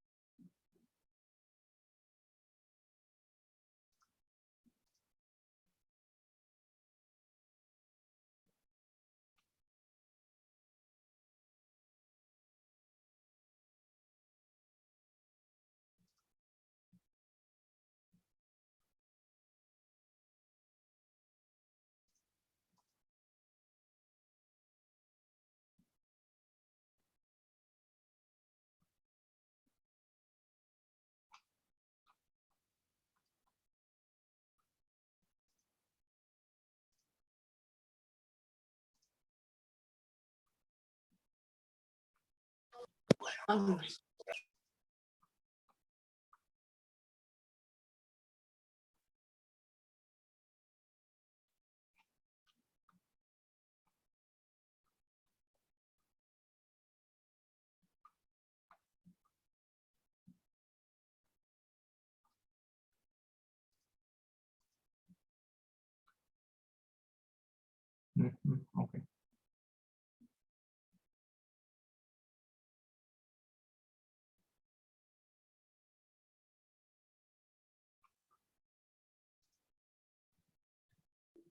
Carlos, ¿no sería mejor en este caso mover a, por ejemplo, aquellos participantes que están solos en una sala? O bueno, Sí, porque... sí, eso es lo que estoy tratando de mirar que estén. Genial, genial. Ok. Sí, justamente estoy cuidando de eso, pero veo que todavía faltan que se unan varios, o sea, bastantes. Hay una persona que está ahí, ¿no? Ay, Jesús. Ya, vamos a moverlo. 11.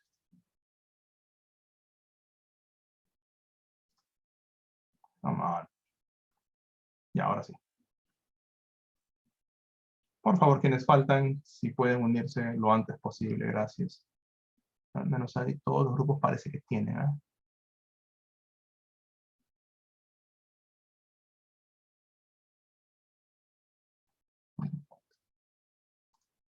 Ujú.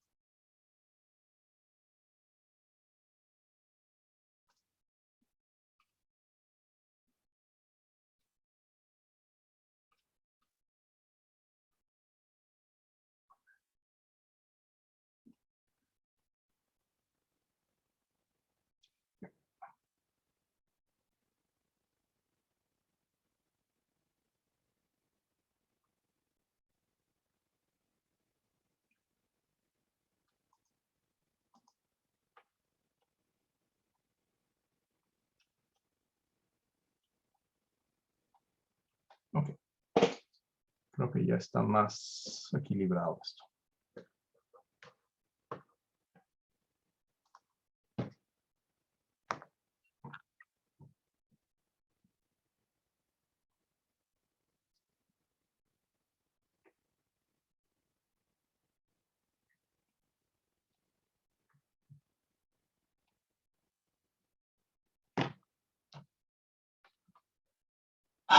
A ver, ¿dónde estamos?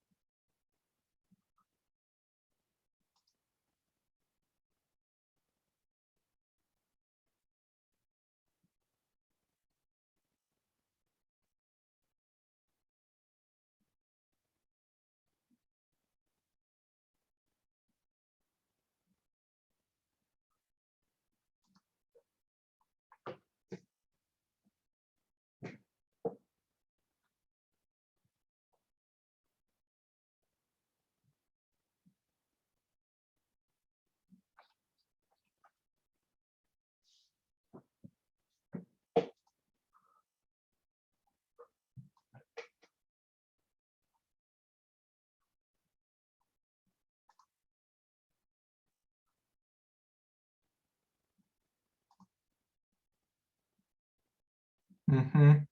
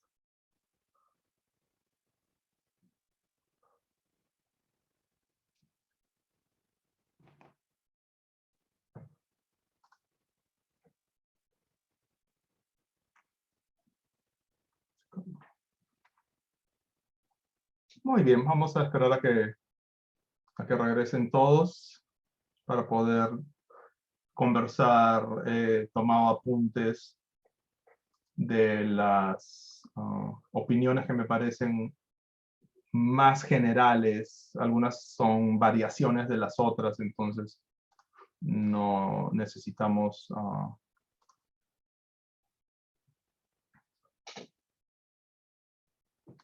ahondar en ellas.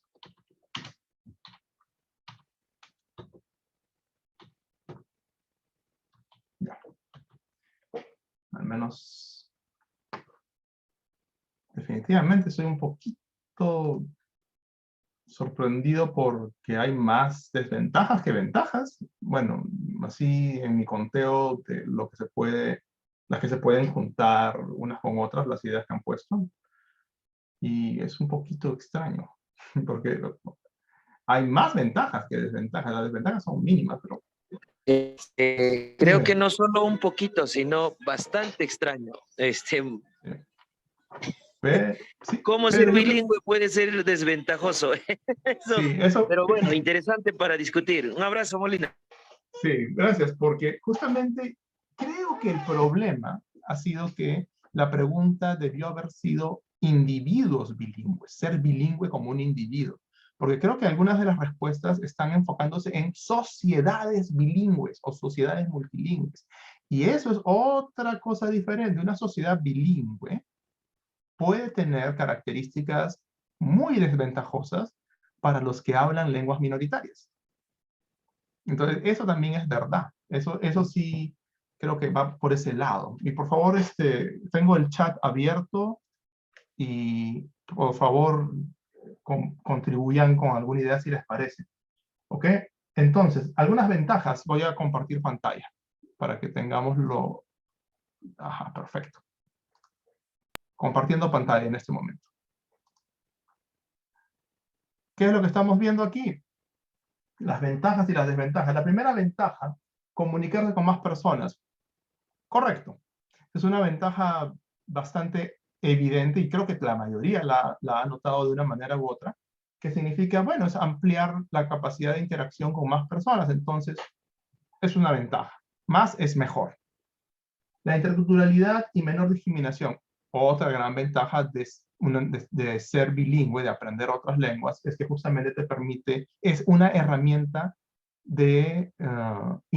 para la interculturalidad, para poder relacionarnos con otras culturas y poder conocerlas y poder respetarlas y poder aprender de ellas y aprender con ellas. Bien. Y eso reduce la discriminación, correcto. Lo que uno discrimina, la discriminación es parte también del miedo. Es parte también del miedo. Y uno tiene miedo de aquello que no conoce.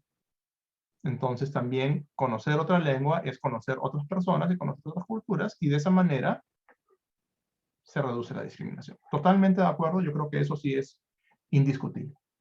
Ampliar el pensamiento y hay ventajas cognitivas. Eso es muy cierto.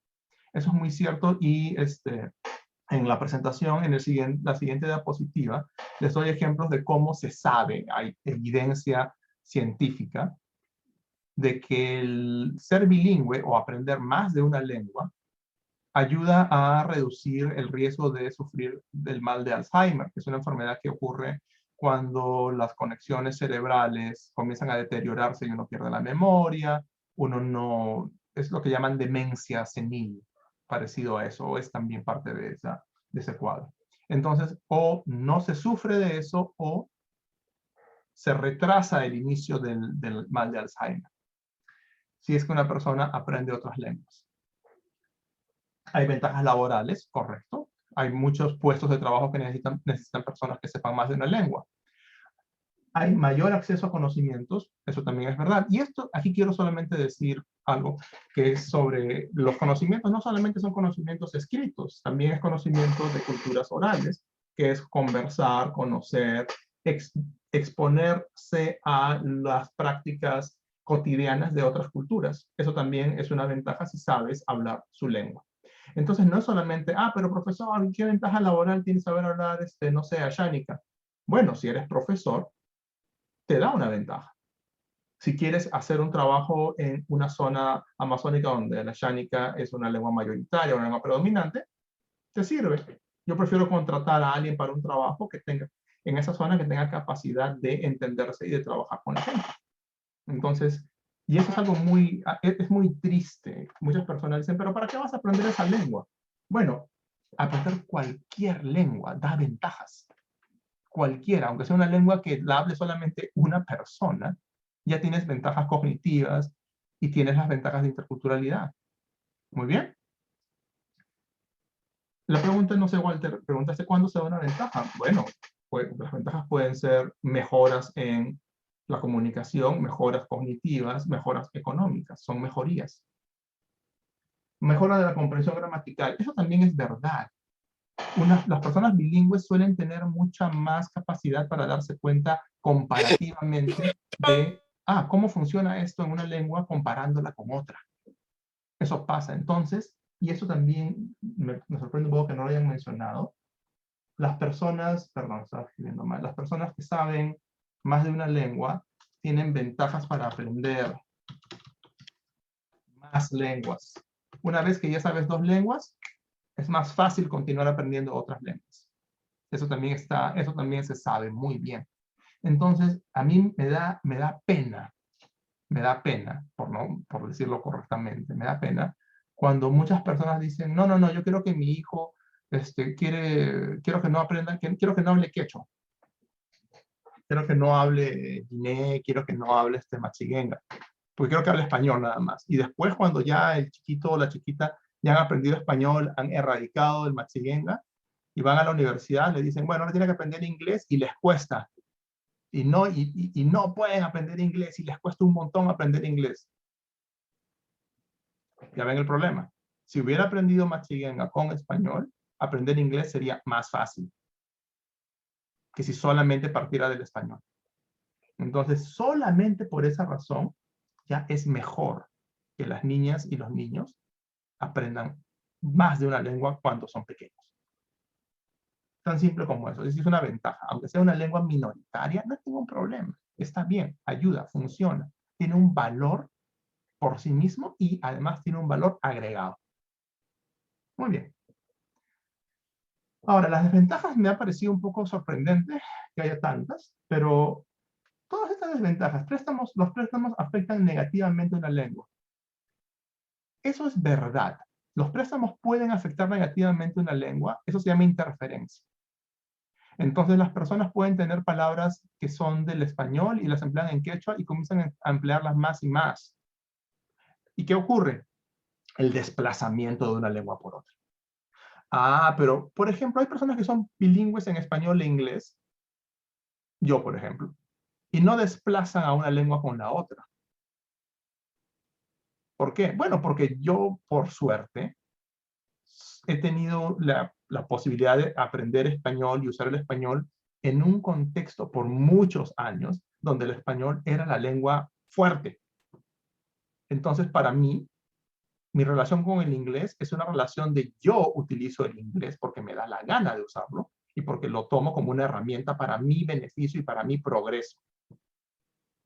Pero no lo tomo como la herramienta única o como algo que yo deba abrazar o que yo deba tener dejando de lado el español. ¿Se dan cuenta la diferencia? La diferencia es que mi relación con el inglés es una relación equilibrada.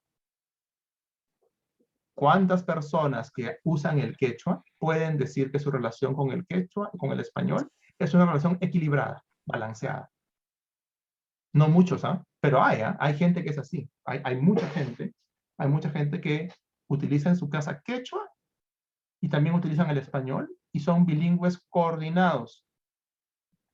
Entonces, las desventajas, y eso sí subrayenlo y pónganlo en un marco, las desventajas del bilingüismo son en realidad consecuencia de la relación desequilibrada, asimétrica de opresión entre el quechua y el español, o entre el español y lenguas minoritarias. El español sufre como lengua minoritaria en Estados Unidos porque muchos hablantes que son migrantes, muchos indígenas, incluso mayas, que vienen a los Estados Unidos a trabajar, terminan no usando sus lenguas. El español se pierde. ¿Por qué? Porque lo consideran inferior al inglés. pero los hablantes que migran desde la sierra o desde la selva a la costa y quieren hablar español y solo hablan español, consideran que el español es una lengua superior y que sus lenguas son inferiores. Entonces, el español no es inferior. El español no lo es de un mismo modo que el quechua ancashino no lo es, o que el quechua cusqueño, o que el ashánica, el machigueño, o cualquier lengua peruana. No es inferior. Es el contexto de dominación lo que hace que los hablantes consideren que es inferior. Ese es un problema de los hablantes. Es un problema social. Es un problema de la sociedad. Muy bien. Entonces, esa es una muy buena, está bien que hayan notado esa desventaja, pero no es una desventaja de ser bilingüe, es una desventaja del contexto social, de sociedades donde no hay la posibilidad de ser bilingüe de modo balanceado.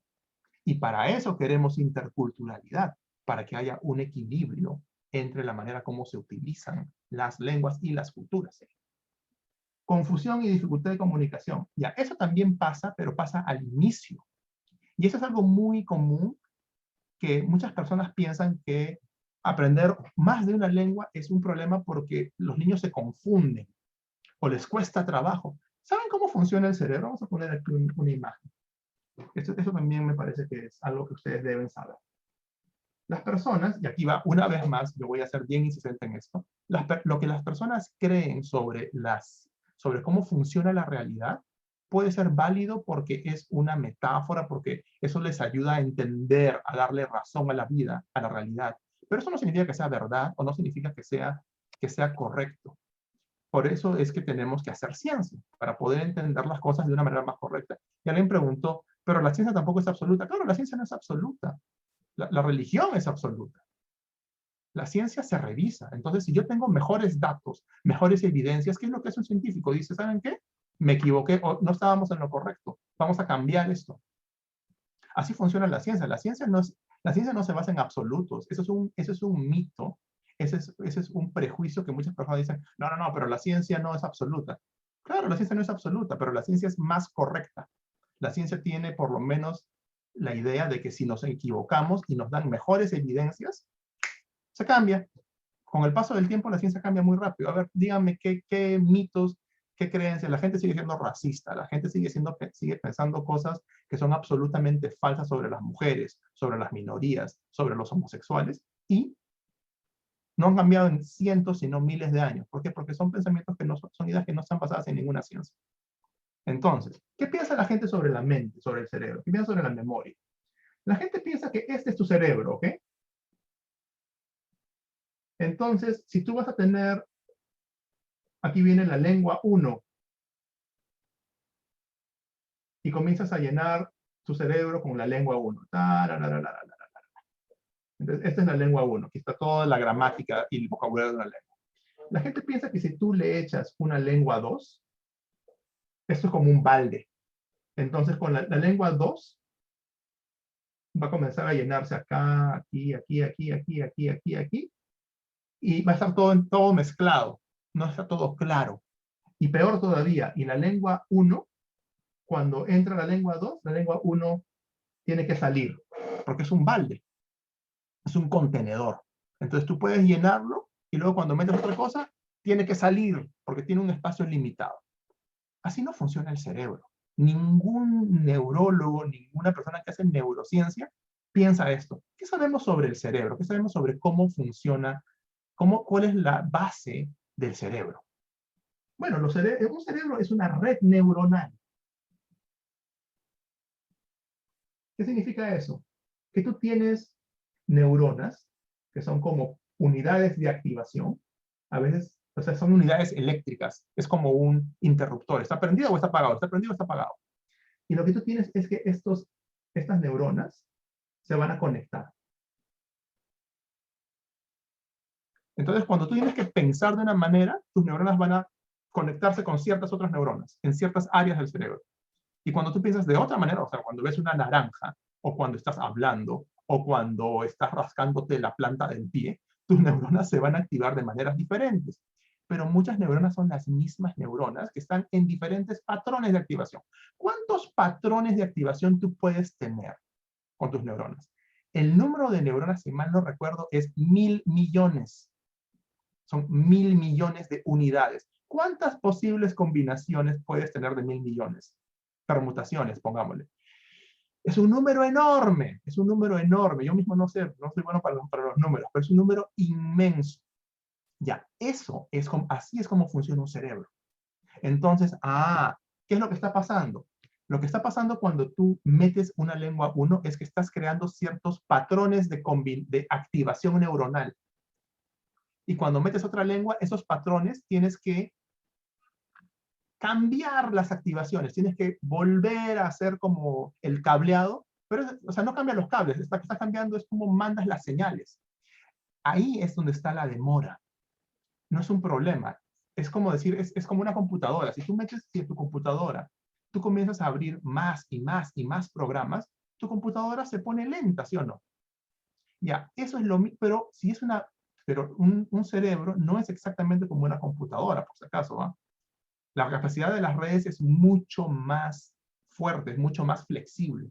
Entonces, lo que pasa es que si tú puedes meter diferentes conocimientos y son del mismo tipo y son complejos, como las lenguas lo son, va a tomarle más tiempo a la niña desarrollar esas redes y reacomodar las redes, pero lo va a lograr.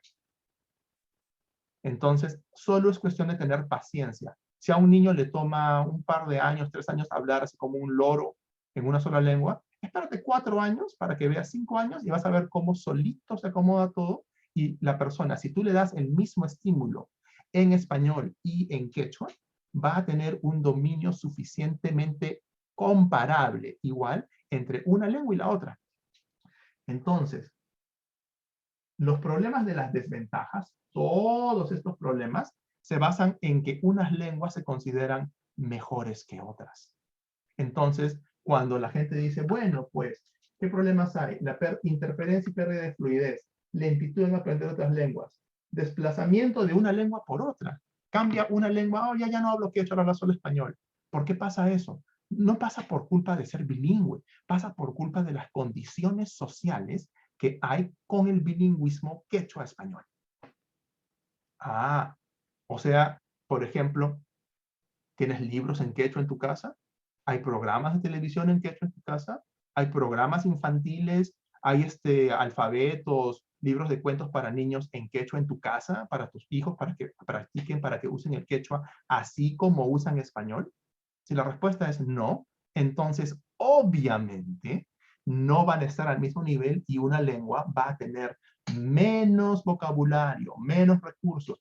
Vas a usarla solo para ciertos aspectos de tu vida, mientras que la otra lengua tiene todos los recursos, todo el poder y lo utilizas para más cosas. Y eso te hace pensar, por obvias razones, que el español es mejor que el quechua. ¿Por qué? Porque se puede usar más. Eso es verdad. Pero eso no es culpa del quechua, es culpa de la sociedad.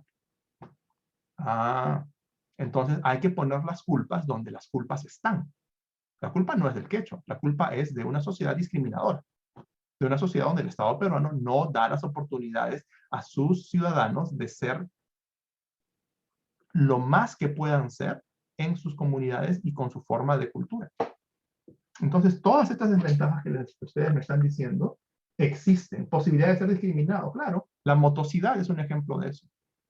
El español motoso es una consecuencia de ¿qué? Es una consecuencia de que el español, por ejemplo, se imponga después de que un hablante ha aprendido quechua de pequeño.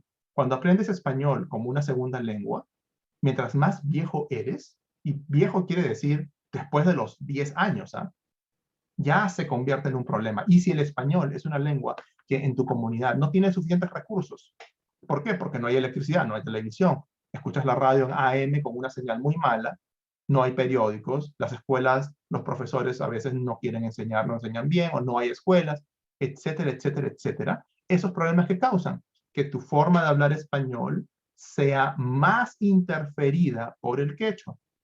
¿Es problema del hablante? Qué bruto que es este hablante, no puede hablar bien el español. Todo lo contrario, no es un problema de esa persona, es un problema de cómo la sociedad le ha negado recursos a esa persona. Y no solamente le niega recursos, además de negar los recursos, lo discrimina, sin ser la culpa de esa persona.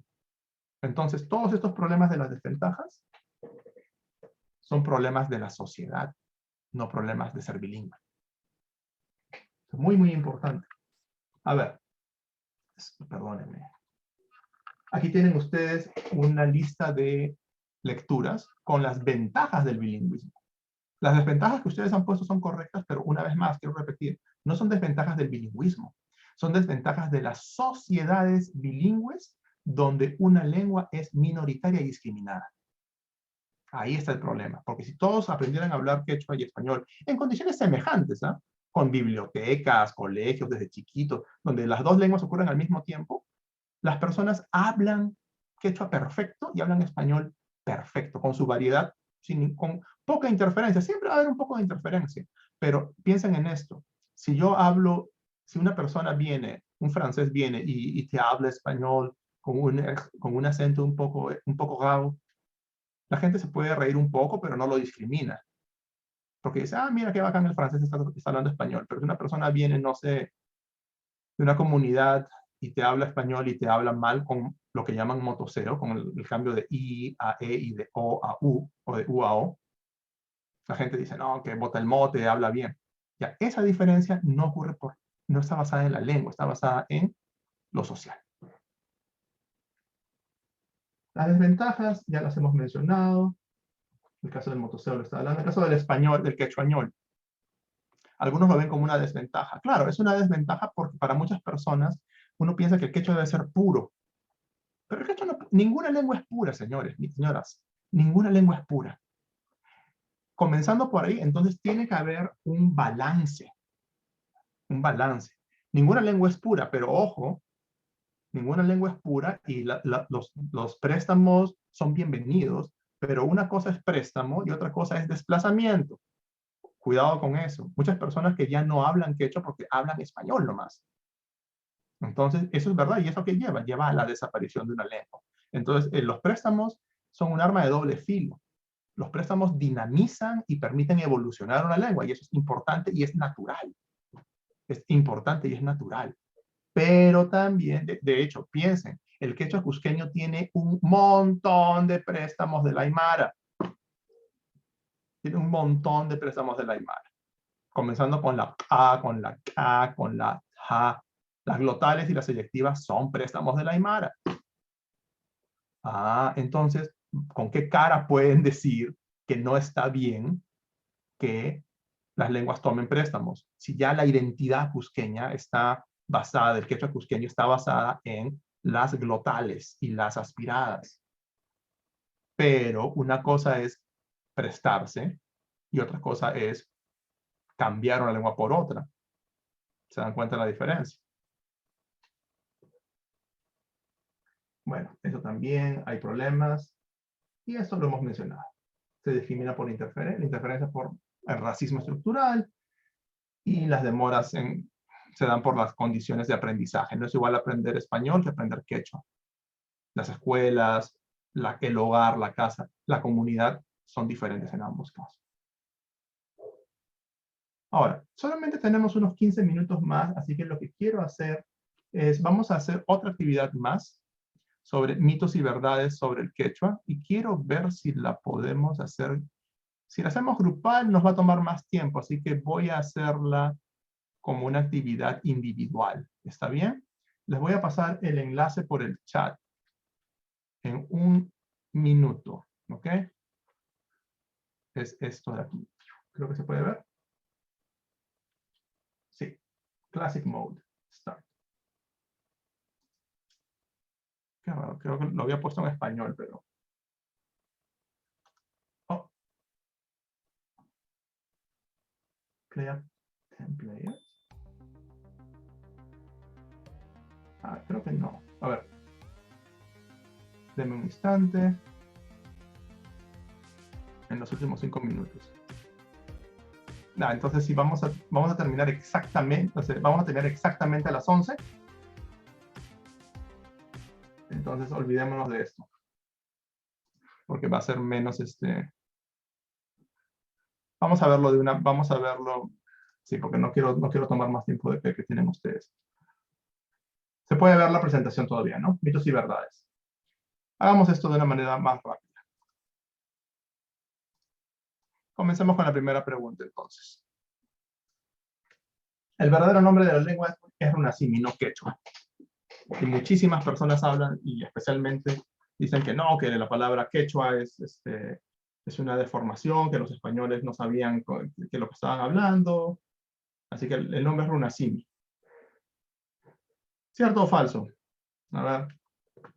Yes or no. Ari o Mana. La respuesta es no.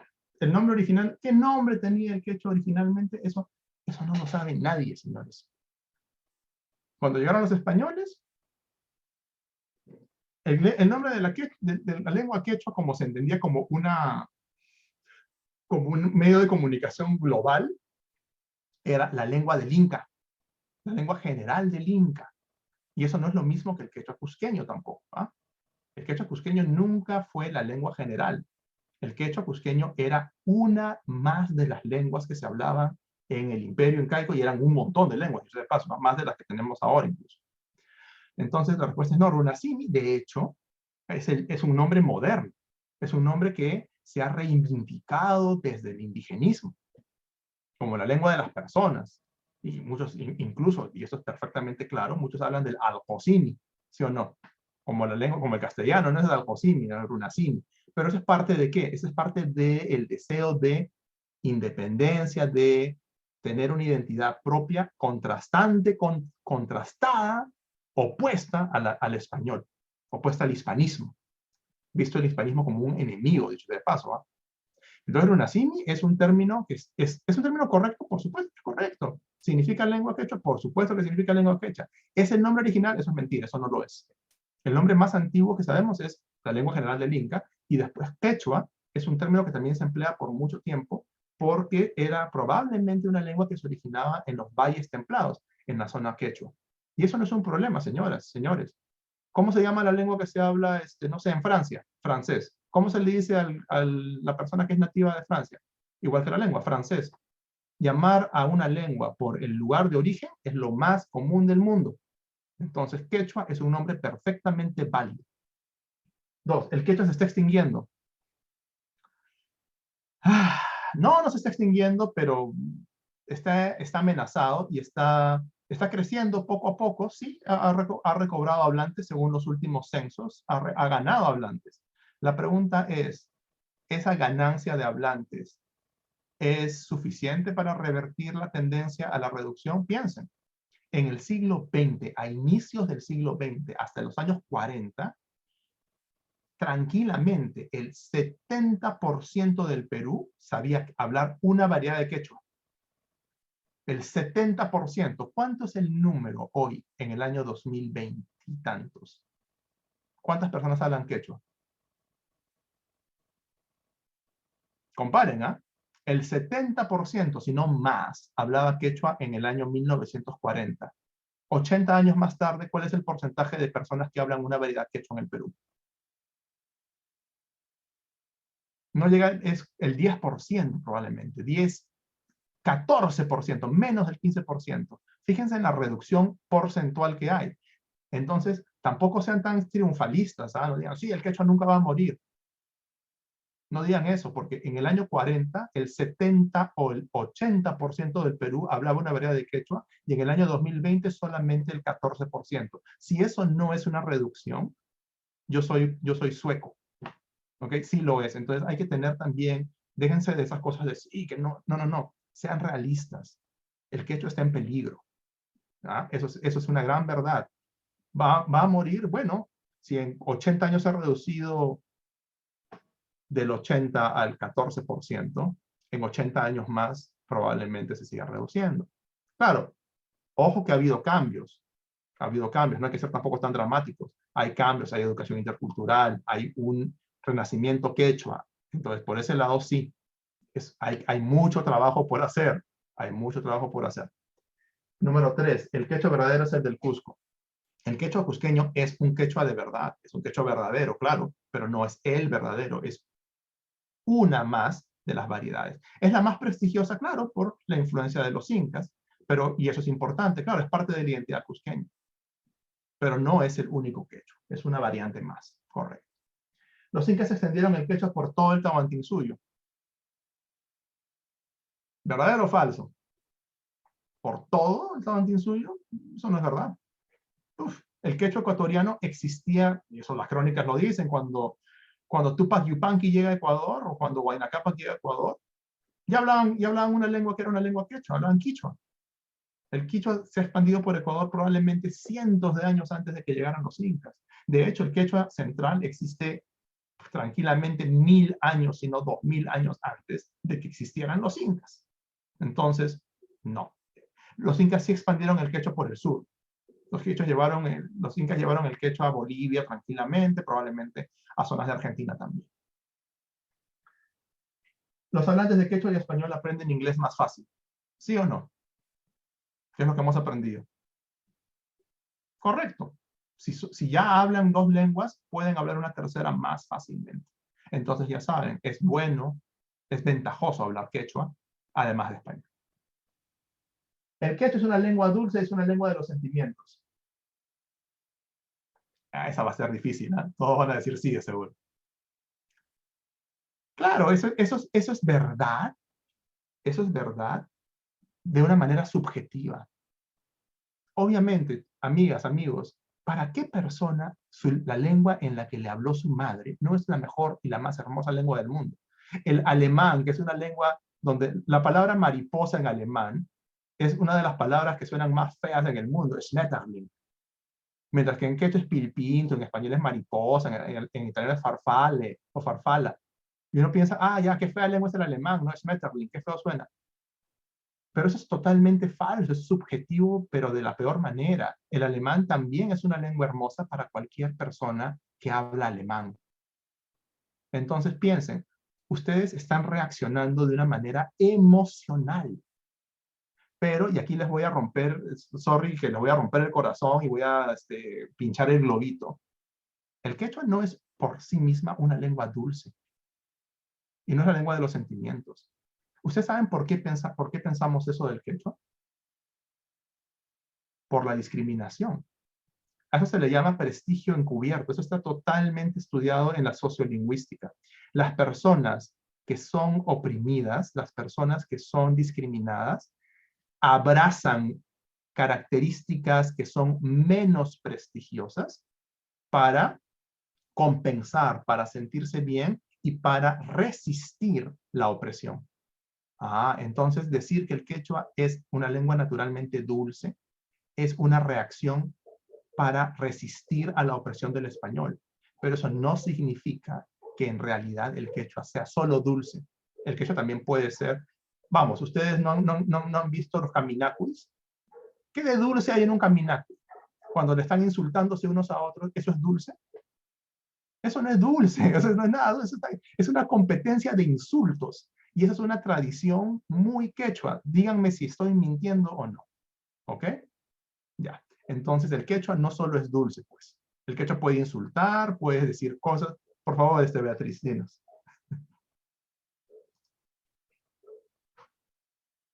Sí, Beatriz, creo que querías preguntar algo.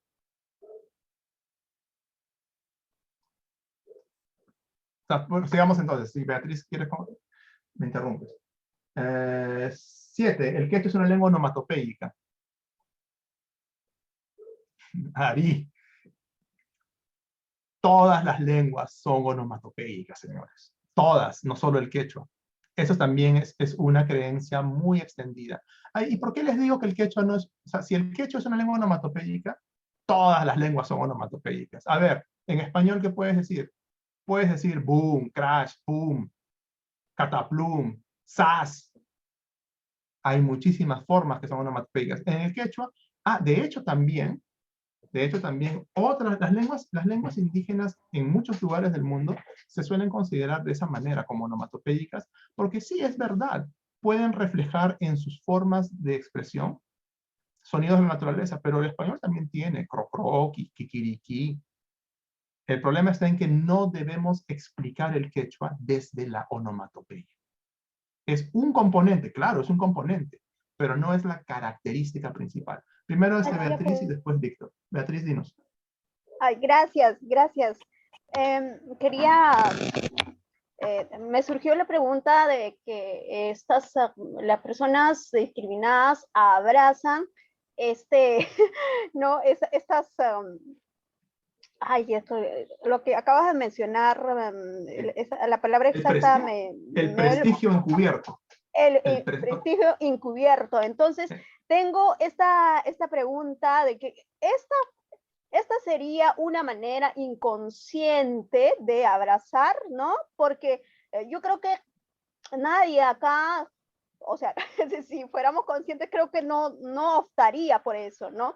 Porque sin querer, o sea, eso sería de manera inconsciente, que estaríamos acudiendo a ello, ¿no? Y al contrario, estaríamos reforzando esta discriminación, ¿no es cierto? Porque muchas veces este tipo de discursos vemos en las redes sociales. Bueno, eso era mi totalmente de comentario acuerdo, y mi pregunta. Beatriz.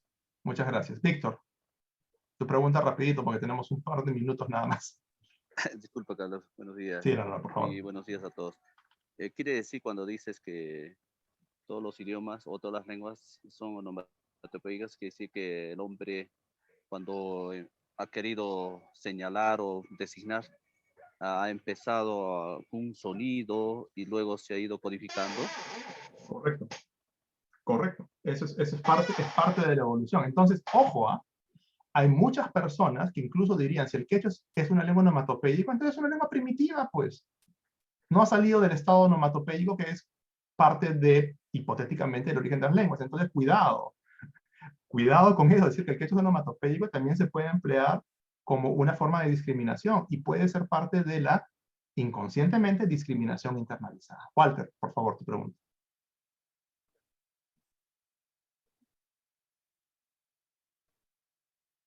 Pregunta. A ver, sigamos entonces. 8. El quechua trivocálico se habla en Ayacucho y el pentavocálico en Cusco. Ya, pues esa de ahí es a estas alturas de la vida. Esa es una creencia que se ha extendido muchísimo porque quieren separar las dos variedades. Y en realidad, ambas variedades, de hecho, no hay variedades de quechua que empleen 5 vocales como unidades propias de esa lengua. Y yo tengo un estudio que voy a publicar, está en inglés, pero ya me he comprometido a publicarlo la Universidad San Antonio Abad. Es más, me voy a suicidar porque lo voy a publicar en Cusco. Y es un artículo donde prometo dar evidencia de que las personas, que en realidad, y ojo, pueden citarme en esto, el quechua cusqueño tiene muchas variedades, pero hay un grupo de hablantes que sí tiene características de utilizar 5 vocales bien constantemente y muy distintivamente. Pero no son los hablantes rurales, no son los hablantes que tienen menos contacto con el español, son los mestizos bilingües de la ciudad del Cusco. Entonces, los mestizos bilingües son los que tienen 5 vocales. Ahora, ya, la explicación se cae por sí misma. Entonces, ellos son los que quieren, por su prestigio, por su poder político y cultural, imponer su forma de hablar como si fuera la mejor. Y uno analiza cómo habla la mayoría de hablantes quechuas y tiene que decir, ¿saben qué? Eso no es verdad. Lo están haciendo por una cuestión política, no por una cuestión lingüística. Muy bien. Y se siguen peleando por eso. 9. La Academia Mayor dictamina sobre cómo se escribe el quechua. En el Perú, no. En el Perú, la ley determina que el Ministerio de Educación establece la política y el Ministerio de Cultura establecen la política de escritura. La Academia Mayor tiene un rol consultivo, o sea, se les tiene que consultar. Se les tiene que consultar. ¿Ok? Ahora, que sean capaces de dar opiniones válidas para esta consulta, eso es algo muy discutible en mi opinión. El quechua central es el más antiguo, para terminar. Yo soy fan del quechua central, mi tesis es sobre el quechua de Ancash. Eso es verdad, el quechua central es el más antiguo, pero hay una cosita que para terminar hay que decir.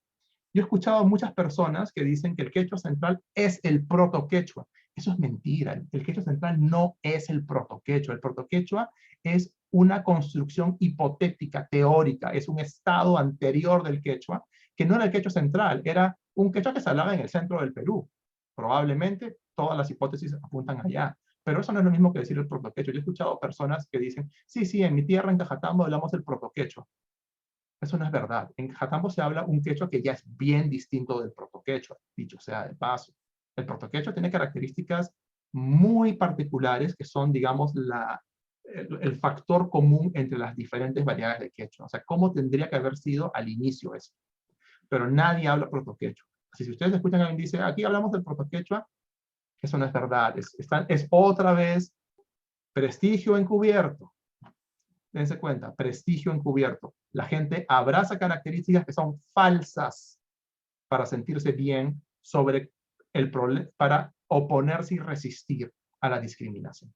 Muy bien, ha sido realmente un gusto conversar el protoquecho. Claro, no existe como tal actualmente. Nadie habla protoquecho.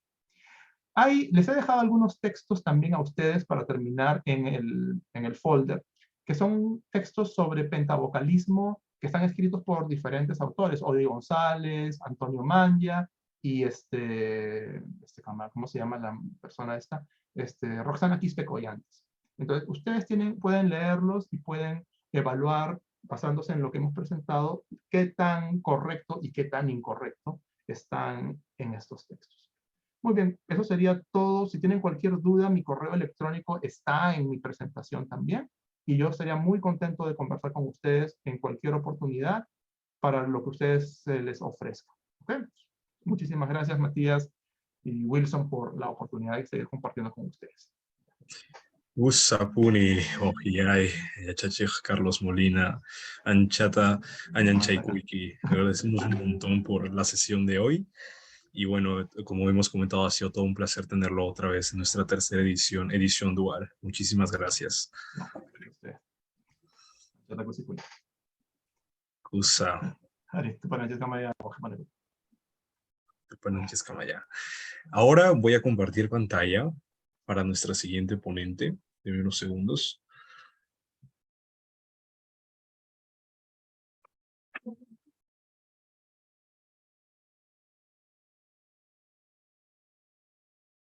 Un poquito sobre nuestro cronograma, repasándolo de paso. Genial. Bueno, como saben, ahora nos va a tocar la ponencia, gracias a nuestra ponente. Denme un segundito. Vanessa Navarrete, que nos va a presentar sobre el tema de las estrellas, características y evolución durante estas 2 horas. A pesar de que es un tema específico sobre el Club de Astronomía, todos en esta ocasión están bienvenidos a participar, a hacer sus preguntas y ser parte de esta ponencia misma. Así que pónganse muy emocionados por todo lo que va a venir. También un poquito presentando su perfil. Justo aquí está. Bueno, Vanessa Navarrete es física egresada de la Universidad San Marcos, es miembro fundadora de la Asociación Peruana de Mujeres en Ciencia, APEMUC. Bueno, en este caso es instructora del Club de Astronomía. Un poquito más sobre ella, es coordinadora e instructora del proyecto de educación científica en Cosmonautas, un proyecto impulsado por la Oficina de Astronomía para el Desarrollo de la Unión Astronómica Internacional. Cosmonautas brinda capacitación gratuita en astronomía a docentes en escuelas peruanas, en particular en el área rural y provincial, con el fin de fomentar el interés por las ciencias a los escolares utilizando la temática de astronomía. Participó en el proyecto Observatorio Astronómico de la Universidad de San Marcos, puesto en marcha, liderado por la astrónoma María Luisa Aguilar. Con el proyecto se estrenaron estudiantes en el procesamiento de imágenes astronómicas y se instaló un telescopio de 8 pulgadas en Marangani, Cusco.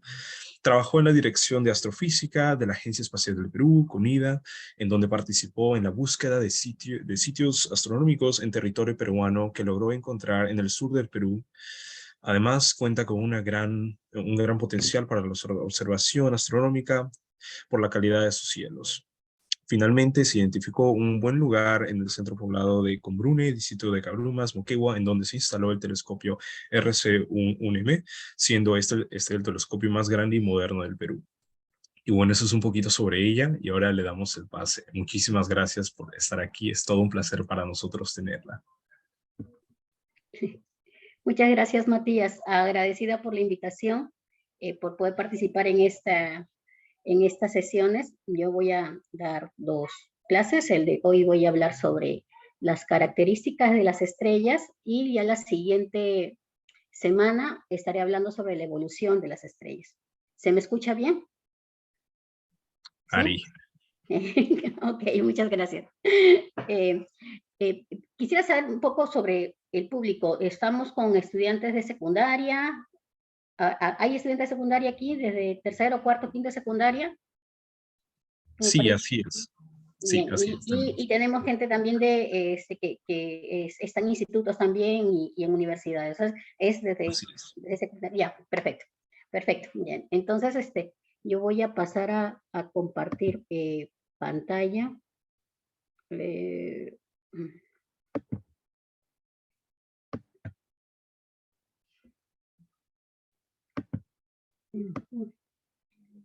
Listo.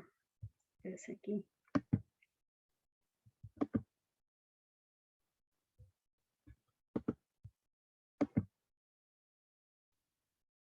Listo. Estamos entonces, ¿no? Bien. El tema que voy a hablar, como dije, es en sí, todo el tema que voy a tratar es sobre las estrellas, pero en esta oportunidad voy a hablar sobre las características, ¿no? Y vamos a irnos pues a los tiempos remotos, ¿no? A aquellas épocas en donde nuestro sistema solar se estaba formando, los planetas se estaban formando, y era pues la Tierra era una tierra primitiva, una tierra en formación, donde estaban las cosas muy calientes, la luna estaba más cerca, y pues había mucha turbulencia. Sin embargo, ya cuando todo esto se calmó, cuando comenzó a enfriarse la tierra, cuando los vapores comenzaron a sentarse, ya pudimos tener acceso a lo que hay más allá, ¿no? Llega el ser humano acá poblando la tierra y puede llegar a observar no solamente lo que tenemos a nuestro alrededor, sino lo que está en el cielo. Yo le diría que sería un paisaje, ¿no? Un paisaje complementario, un paisaje nocturno.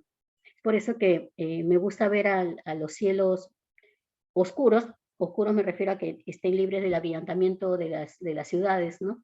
Como un patrimonio natural de la humanidad, ¿no? Y es un patrimonio que lamentablemente en las grandes ciudades vamos perdiendo debido al avance de las tecnologías, de las luces. Uno quiere ver las calles más iluminadas, prende muchas luces, y estas luces mal enfocadas, porque nosotros buscamos que iluminen las calles, pero hay algunos que iluminan hasta el cielo, unos bulbos y unas imágenes de tubos de neón que iluminan al cielo, y nos hacen perder este paisaje, ¿no? Además de la contaminación atmosférica, que es otro factor que dispersa mucho la luz, y no llegamos a contemplar este paisaje que ha sido el mismo por siglos.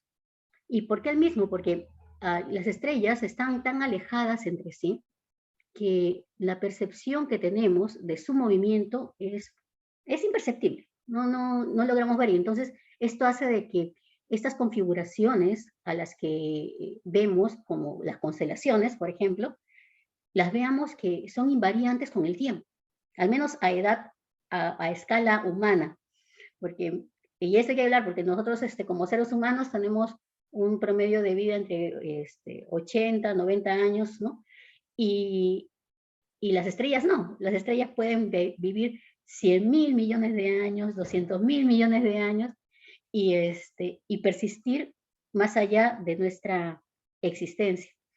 Entonces, a escala humana, estas variaciones de la posición de las estrellas es imperceptible, y es por eso que las constelaciones que ahora vemos han podido ser vistas desde tiempos, desde mucho tiempo atrás, ¿no? Desde nuestros antepasados, incluso pues los incas y los antepasados, mucho más atrás, ¿no?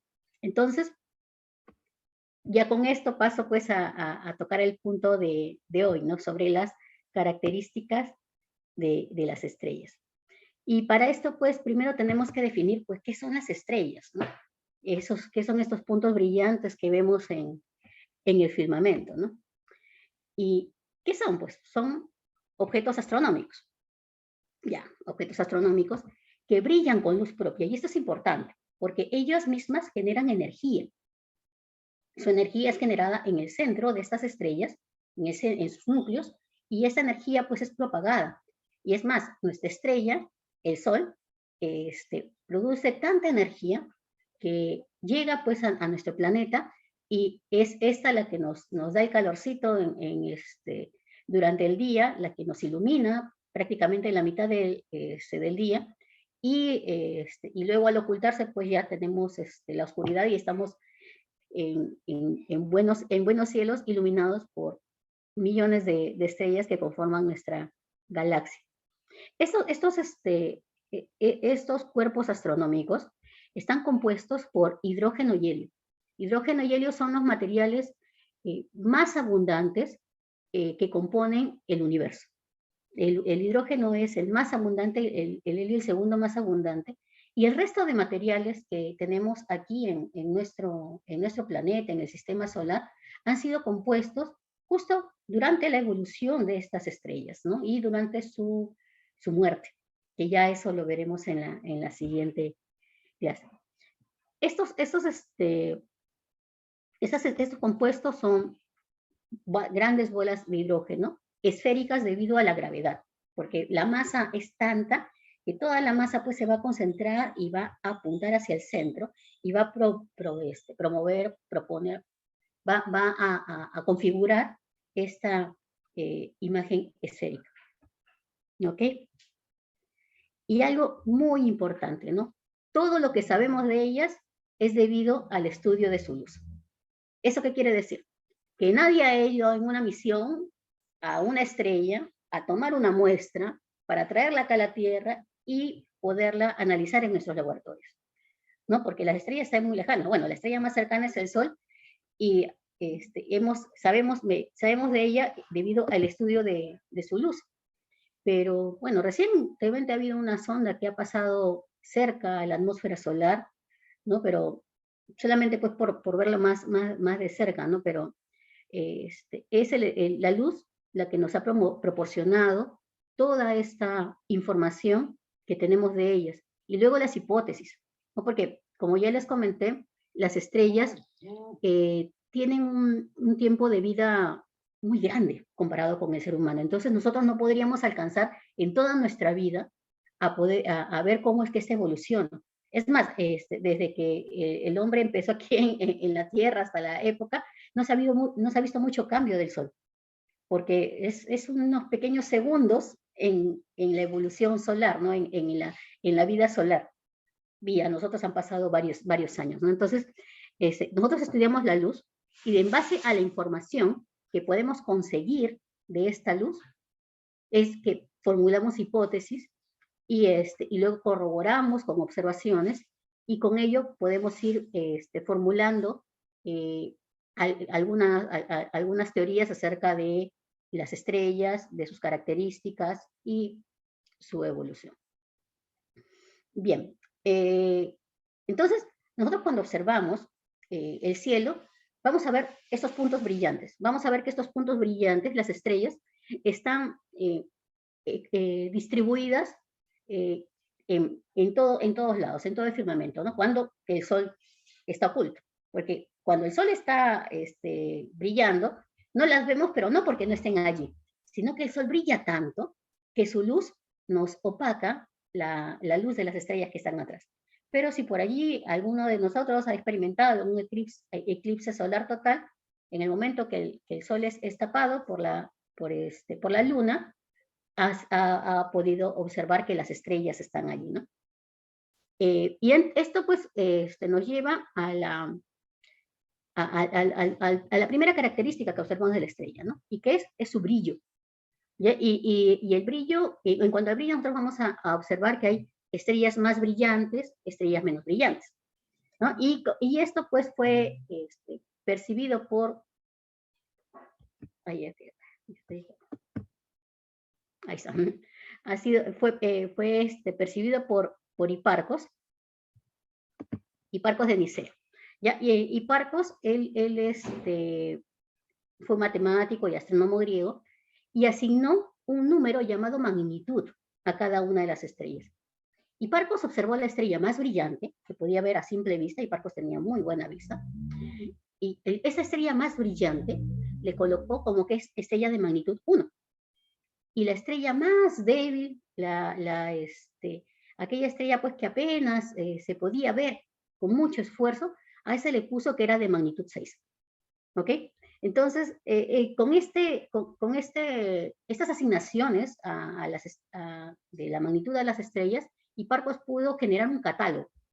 ¿Ya? Él elaboró un catálogo de estrellas y, bueno, también inventó el teodolito, pues que le ayudaba a medir las distancias angulares de las estrellas, eso lo vamos a ver más adelante. ¿Ya? Pero lo importante, el principal aporte que hizo Hiparcos fue medir esta magnitud, ¿no? Medir este brillo en las estrellas.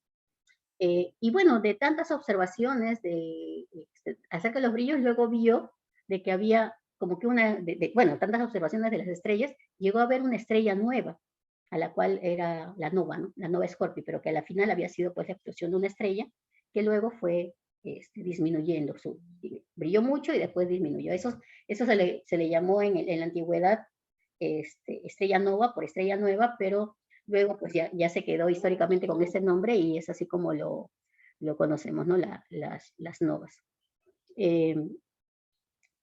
Bueno, y a partir de este catálogo que elaboró Hiparcos, como les dije, ¿no? La más brillante era magnitud 1 y la menos brillante era de magnitud 6, ¿ya? Entonces,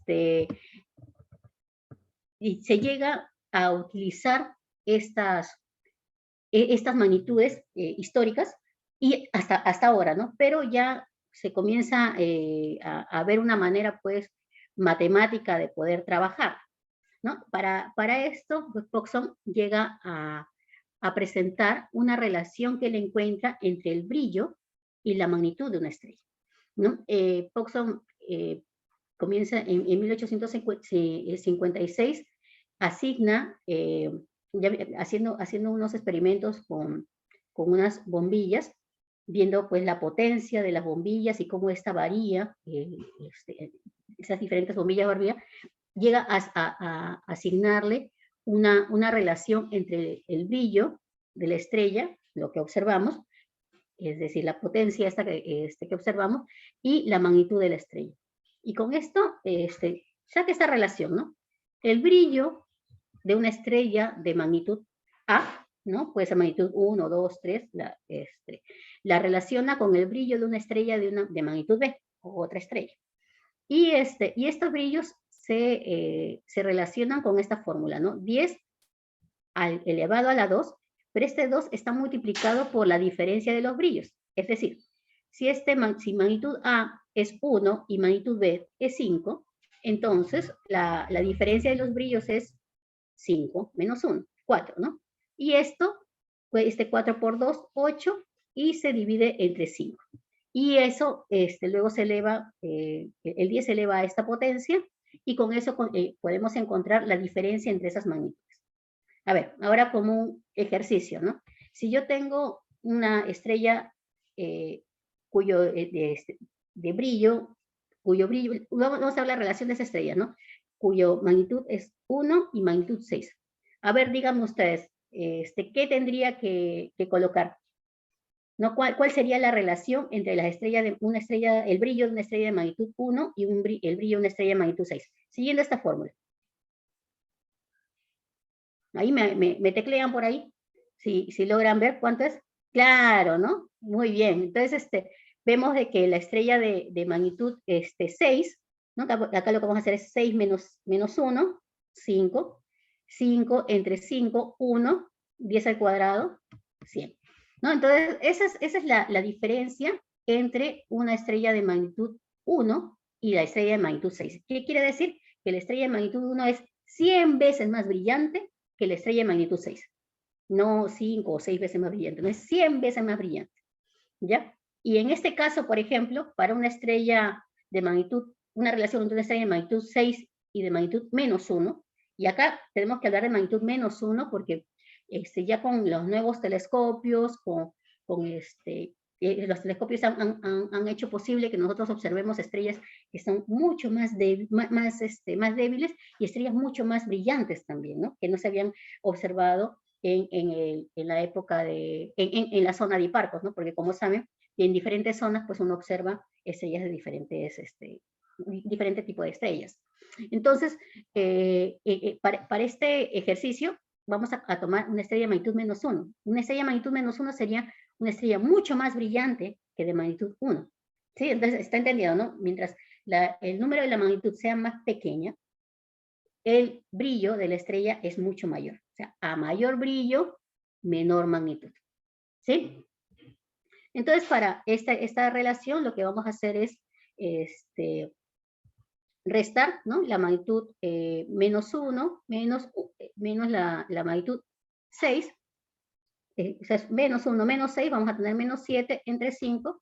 Y con eso tenemos pues que la estrella de magnitud 6 es 631 veces menos brillante que la estrella de magnitud -1. O sea, la estrella de magnitud -1 es 631 veces más brillante que la estrella de magnitud 6. Y así funciona esta escala de magnitudes.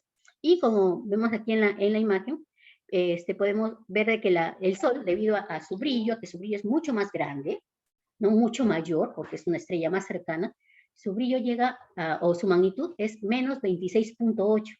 Vemos, este es un número bien negativo, pero es lo que tenemos que tener en la cabeza, ¿no? Mientras la magnitud es menor, el brillo es mucho mayor.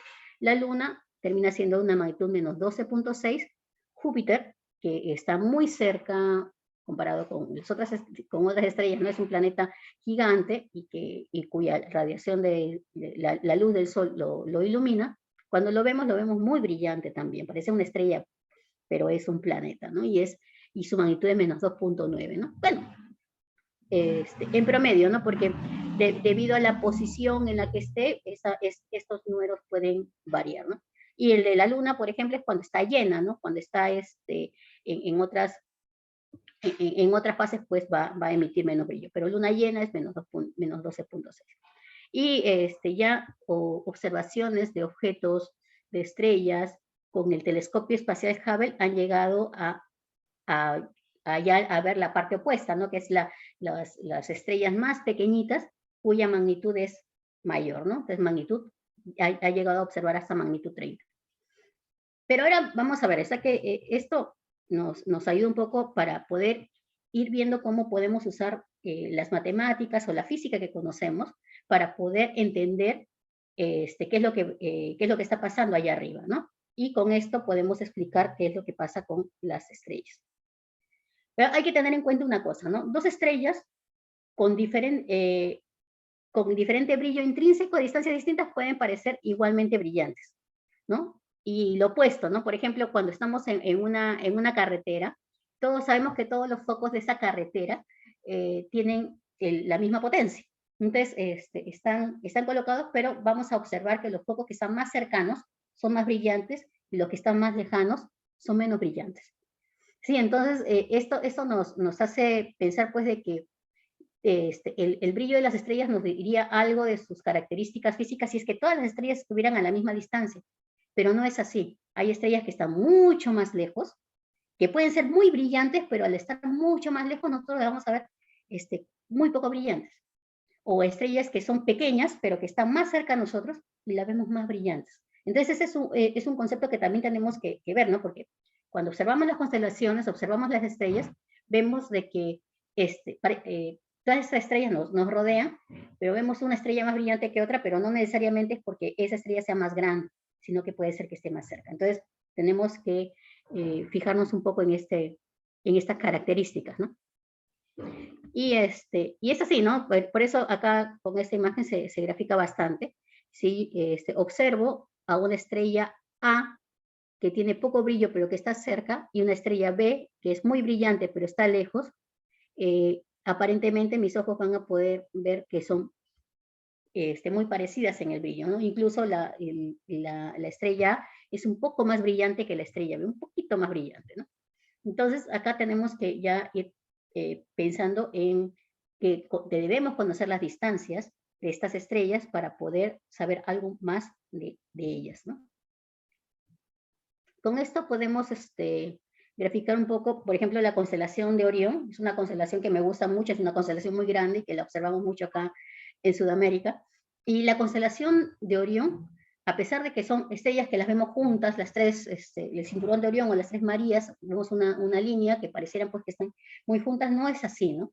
Aquí vemos en proyección cómo es que están ubicadas esas estrellas, ¿no? Y podemos encontrar, aquí les coloco los nombres de las estrellas y su ubicación en años luz. Entonces tenemos que Bellatrix, que es esa estrella que está aquí, ¿se llega a ver mi puntero o no? Si no, voy a poner ahí un puntero. Bellatrix, que viene a ser esta estrella que está aquí, ¿no? Está a 252 años luz. Y Betelgeuse, que es una estrella muy brillante, si ustedes han logrado ver la constelación de Orión con cuidado, van a ver que hay una estrella muy brillante y roja, ¿sí? Y ese es Betelgeuse. Betelgeuse es una supergigante roja, y esta estrella se encuentra más lejos que Bellatrix, ¿no? Sin embargo, más brillante. Y esa está a 498 años luz, ¿no? Y así podemos observar varias estrellas a diferentes distancias, e incluso la nebulosa de Orión, ¿no? La gran nebulosa de Orión, que se encuentra pues a 1344 años luz, ¿no? Entonces, es importante tener esto. Y con esto vamos a ir a diferenciar dos tipos de magnitudes. Ya habíamos hablado de que Hipparcos había catalogado las estrellas con ciertas magnitudes, pero esas vamos a nombrarlas como magnitud aparente, ¿sí? Es la magnitud aparente, la magnitud que nosotros podemos percibir desde aquí. Pero, ¿qué pasaría si nosotros colocamos a todas las estrellas a una misma distancia, ¿no? Entonces, eso es lo que vamos a ver aquí. Entonces, y aquí definimos lo que es magnitud absoluta, ¿no? Entonces, magnitud absoluta, y para colocarle a una estrella su magnitud absoluta, lo que vamos a hacer es un arreglo para que esta estrella se encuentre a la misma distancia que las otras y poder hacer sus brillos comparativos. Y entonces, para esto, coloco igual esta representación, y esta estrella, pues, de magnitud -1, que estaba muy cerca, yo la llevo a esa distancia especial, y esa estrella de magnitud -1 va a pasar a ser de magnitud 4, ¿no? O sea, una estrella muy brillante de magnitud negativa va a pasar a ser una estrella poco brillante de magnitud 4. Y esa estrella que era muy poco brillante, y es porque está más lejos, la vamos a atraer hacia esta distancia, y va a ser de magnitud 2. Igual, esta estrella de magnitud 1, que estaba lejos, la voy a traer acá, y va a ser de magnitud -2. Entonces, estas estrellas que están sin colorear, ¿no? Son las que vamos a decir que son de magnitud aparente, y esas estrellas que son blanquitas, que están coloreadas, ¿no? Van a ser las de magnitud absoluta, ¿no? Que es su brillo intrínseco, que va a ser comparable entre las estrellas. ¿Está bien? Y para esto, pues, esta distancia la vamos a llamar 10, va a ser a 10 parsec. ¿Y qué es un parsec, no? Lo voy a pasar a describir más adelante, pero es una distancia, y para esto también tenemos que ver, porque ya hemos hablado del año luz, son distancias y números, unidades que tenemos que trabajar para poder hablar ya distancias astronómicas, porque no podemos medir, por ejemplo, al Sol en kilogramos, porque es muy pesado, serían muchos números que recordar, que calcular. Entonces, para nosotros el Sol va a ser una masa solar, y va a ser, así como nuestro kilopatrón, el Sol es nuestra unidad patrón para las masas. En el caso de las distancias, tenemos el año luz como distancia, que es la distancia que recorre la luz en un año, y el parsec, que es otra distancia, que es igual a 3,26 años luz. ¿Ya? Entonces, esa es la distancia, pero el parsec lo voy a explicar un poquito más adelante. Y acá lo interesante es que si llevo al Sol a esa distancia de 10 parsec, el Sol tendría 4.83. Ya habíamos visto que nuestra magnitud aparente era -26 porque está muy cerca, ¿no? pero si la llevamos a 10 parsec, el Sol va a tener esta magnitud. ¿Está bien?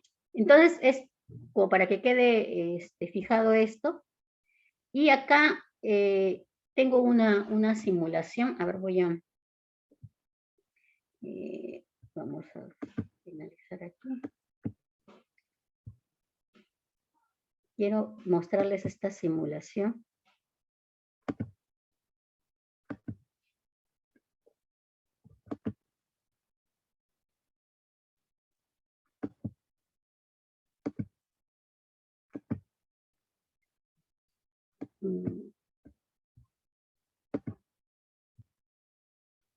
Listo.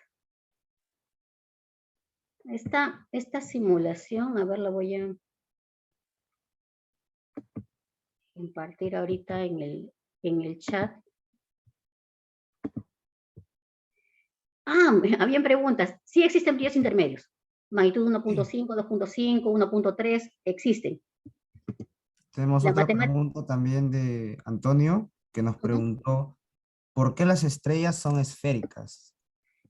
Ese es debido a la gravedad. Conforme un cuerpo tiene mayor masa, va a comenzar a tener mayor gravedad, y su gravedad va a apuntar a lo que se denomina su centro de masa, ¿no? Y toda esa va a comenzar a ser atraída así, ¿no? Y es por eso pues que en un principio los asteroides, por ejemplo, si uno ve, son así medios rocas que han sido, bueno, como si fueran pedazos de plastilina que han ido juntándose de poco a poco, los granos. Entonces lo vemos así medios rocas pero esféricas, pero conforme un asteroide va teniendo un poquito más masa, va a convertirse, va a tener una forma un poco más esférica. Y ya en la época de la formación del sistema solar, los cuerpos más grandes y más masivos fueron los planetas, ¿no? Que acumularon más masa, y esta gravedad ha hecho de que se junte todo esto y que se forme esta forma esférica. ¿Y es por qué? Porque la forma esférica es la estructura más simple que puede, o que necesita menos energía para poder formarse. O sea, yo necesitaría mayor energía si es que quisiera formar un planeta cúbico, por decirlo de alguna manera, ¿no? Pero la naturaleza busca el camino más fácil, y el camino más fácil para formar un objeto es el de la esfera, ¿no? Y es porque también es el cuerpo que tiene menor área, ¿no? Si yo tuviera este mismo objeto, pensemos, no sé, en arroz, por ejemplo, ¿no? Si yo quisiera colocar 1 kilo de arroz y formar una esfera con ese kilo de arroz, yo voy a tratar de medir esa área que forma esa esfera. Pero si yo luego quiero formar un cubo con ese kilo de arroz, voy a ver de que el área superficial va a ser mayor que la que formó la esfera. Entonces, es la naturaleza la que busca el camino más fácil, generar un objeto que tiene menor área, y esta pues es la esférica. ¿Ya? Y como le digo, es por la gravedad. A mayor masa, pues, el cuerpo más esférico. Aunque debido a la rotación que tienen los planetas, pues no es que son una esfera, sino que tienden a ser achatados, ¿no? Y una forma medio ablatada, pero ya es porque entran otras fuerzas, ¿no? La rotación de los planetas van a generar esta fuerza, la centrífuga que va a ir oblatando el planeta, ¿no? Pero es así. Bien, entonces aquí lo que les quería mostrar es esta simulación que nos habla acerca de justamente esta relación entre la magnitud aparente y la absoluta. Entonces yo tengo aquí la estrella Vega. La estrella Vega es una estrella muy brillante, pero que está un poco más cercana al Sol. Está a una distancia de 7.66 parsec, ¿no? Y como les dije, para tener la magnitud absoluta tendría que estar a 10 parsec. Entonces, a esta distancia de 7.66 parsec, mi magnitud es 0.00456. Por eso a Vega se le conoce como que es de magnitud 0, ¿no? Pero si yo a Vega, con mi mouse, la llevo a una magnitud de 10 parsec, Ya estoy llegando, ya me pasé un poquito. Ya no es 0.0 su magnitud, sino es 0.6. Y aquí podemos jugar en esta misma simulación. Busco otra estrella, Sirio, por ejemplo. Sirio es una estrella muy brillante y está a una distancia de 2.64 parsec y su magnitud es menos 1.47, ¿no? Es una magnitud negativa, es muy brillante.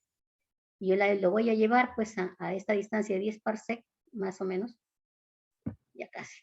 Y la magnitud de una magnitud negativa pasó a una magnitud positiva 1.41. ¿Eso qué quiere decir? Que se volvió menos brillante, ¿no? Entonces les he dejado ya este link para que jueguen un poquito con esa simulación y tratar de fijar un poco más este concepto de magnitudes. Entonces ahora vamos a continuar con las características de las estrellas. Listo. Ahí está. Perfecto. Entonces, ya tenemos, creo que ya bien fijado cómo es que funciona esto de las magnitudes, ya magnitud aparente y magnitud absoluta. Y ahora pues les muestro un ejemplo, ¿no? Tenemos aquí la constelación del Can Mayor, donde su estrella más brillante es Sirio, la que vimos hace un momento, que es la que está aquí, que es como el collarcito del Can, ¿sí? Y esto sería el Can Mayor si es que se observa con sus magnitudes aparentes, tal como lo observamos. Pero si a todas estas estrellas las lleváramos a 10 parsec, veríamos que estas estrellas que están muy débiles realmente son muy brillantes, sino que están muy lejos. Entonces, todas estas hemos traído a 10 parsec, y Sirius, que es una estrella muy brillante, pues sería menos brillante, ¿no? Entonces, más parece un perro poodle eso. Pero es la idea, ¿no? De cómo nosotros veríamos las estrellas si es que todas estuvieran a la misma distancia. Y aquí tranquilamente sí podríamos decir pues que esta estrella es mucho más brillante que esta, mucho más brillante que esta. Y ese brillo puede ser porque esta estrella es mucho más grande o es mucho más caliente. Entonces ya son otras características que tenemos que evaluar para poder saber qué nos depara esa estrella, ¿no? Bien. Y con esto ya vamos a la luminosidad. La luminosidad es una cantidad que se ha definido para poder hablar del brillo intrínseco de la estrella. ¿Ya? Entonces, tengo la luminosidad, va a depender de del flujo que emite la estrella. ¿Ya? Entonces, tengo el flujo de la estrella, el flujo es lo que nosotros recibimos acá. ¿Ya? Entonces, nosotros podemos estar acá a 1 unidad astronómica, a 2 unidades astronómicas, a 3 unidades astronómicas, y el flujo va a ser diferente. ¿Por qué? Porque como el brillo, la radiación de la estrella se va a ir expandiendo, entonces la estrella va a emitir, mientras estamos más cerca vamos a recibir mayor flujo, pero conforme nos alejamos, este brillo se va a ir expandiendo, y en lugar de tener esta misma cantidad de energía recibida en este cuadradito, va a tener que repartirse en estos 4 cuadraditos. Entonces, el brillo, con esta relación, nosotros vamos a poder decir que el brillo va a disminuir con relación a la distancia a la que nos encontremos de la estrella. Y inclusive podemos decir que tanto, ¿no? Puede ser con relación al inverso de la distancia al cuadrado. Es la manera en cómo este flujo va a ir disminuyendo a medida que nos alejamos. Pero esto tiene que ver con la luminosidad, que es el brillo intrínseco a la estrella, es decir, es la potencia, la cantidad de energía por unidad de tiempo que emite la estrella. ¿Sí? Esta potencia pues es medida en watts, por ejemplo, o es ergios por segundo o joule por segundo, ¿no? Que viene a ser lo mismo. Y bueno, y el flujo va a depender de la distancia, como ya habíamos dicho, ¿no? Pero además de esto, existe la ley de Stefan Boltzmann, y Stefan Boltzmann lo que encontró fue de que esta energía va a depender de una constante, es la constante de Boltzmann, así que es una constante, como si no existiera, pero va a depender de algo importante, de la temperatura a la cuarta. Entonces nosotros, cuando podamos determinar cuál es la luminosidad de una estrella, vamos a poder saber cómo es que qué temperatura tiene, qué temperatura superficial tiene. Ya entonces, ya nos está hablando de una característica más, la característica de la temperatura de una estrella. Entonces, Stefan Boltzmann llegó a tener esta relación, y con esta relación, pues, nosotros podemos decir, ya juntando estas dos ecuaciones y despejando, ¿no?, que la luminosidad va a ser, bueno, todo esto es una constante, el radio es el que sí va a determinar, dependiendo de qué tanto, y acá es R minúscula, y como le dije, es una constante y va a ser con la temperatura de la cuarta. Y acá le pongo temperatura F, porque esta es temperatura efectiva, y es una temperatura promedio. La temperatura efectiva es una temperatura promedio, así le vamos a llamar, ¿no? Porque, bueno, acá ya tendríamos que definir otro parámetro, que es un cuerpo negro, ¿no? Pero vamos a hablar de que es una temperatura promedio. ¿Por qué? Porque una estrella tiene diferentes temperaturas, ¿no?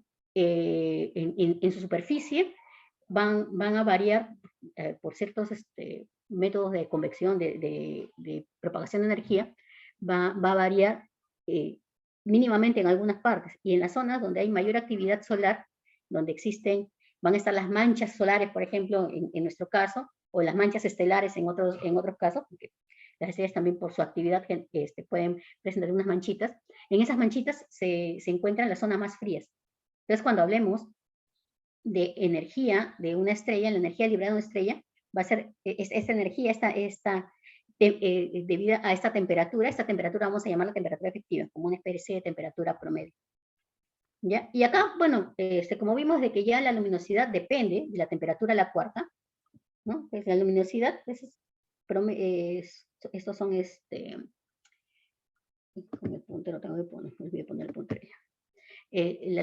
Tenemos la luminosidad, estos de acá son constantes, entonces podemos decir que la luminosidad va a depender de la temperatura a la cuarta.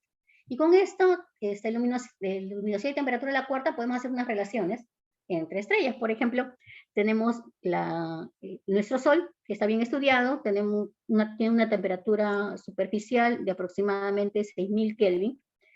Se usa bastante el Kelvin en astronomía, pero la diferencia entre el Kelvin y los grados Celsius son de 273 grados, así que no es mucha la diferencia para poder hablar de estrellas. Entonces, 6000 Kelvin igual a 6000 grados Celsius, bueno, un poquito menos, pero es la idea, ¿no? 5700 y pico. Pero vamos a trabajarlo en Kelvin.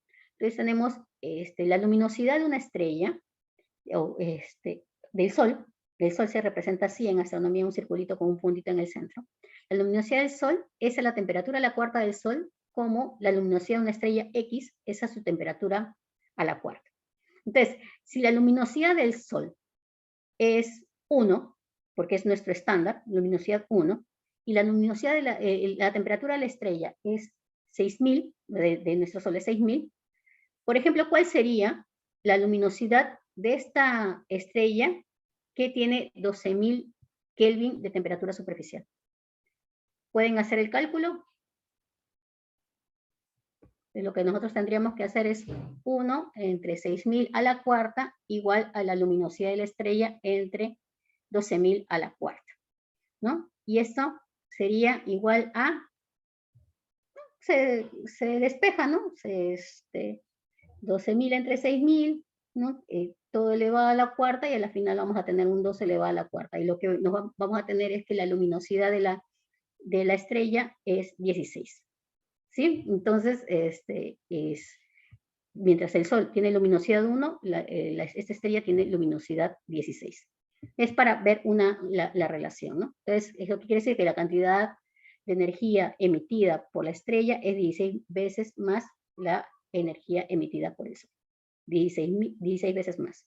¿Ya? Y esas características pues son las que vamos a seguir viendo. Acá tenemos para una temperatura más pequeña, ¿no? ¿Cuánto sería?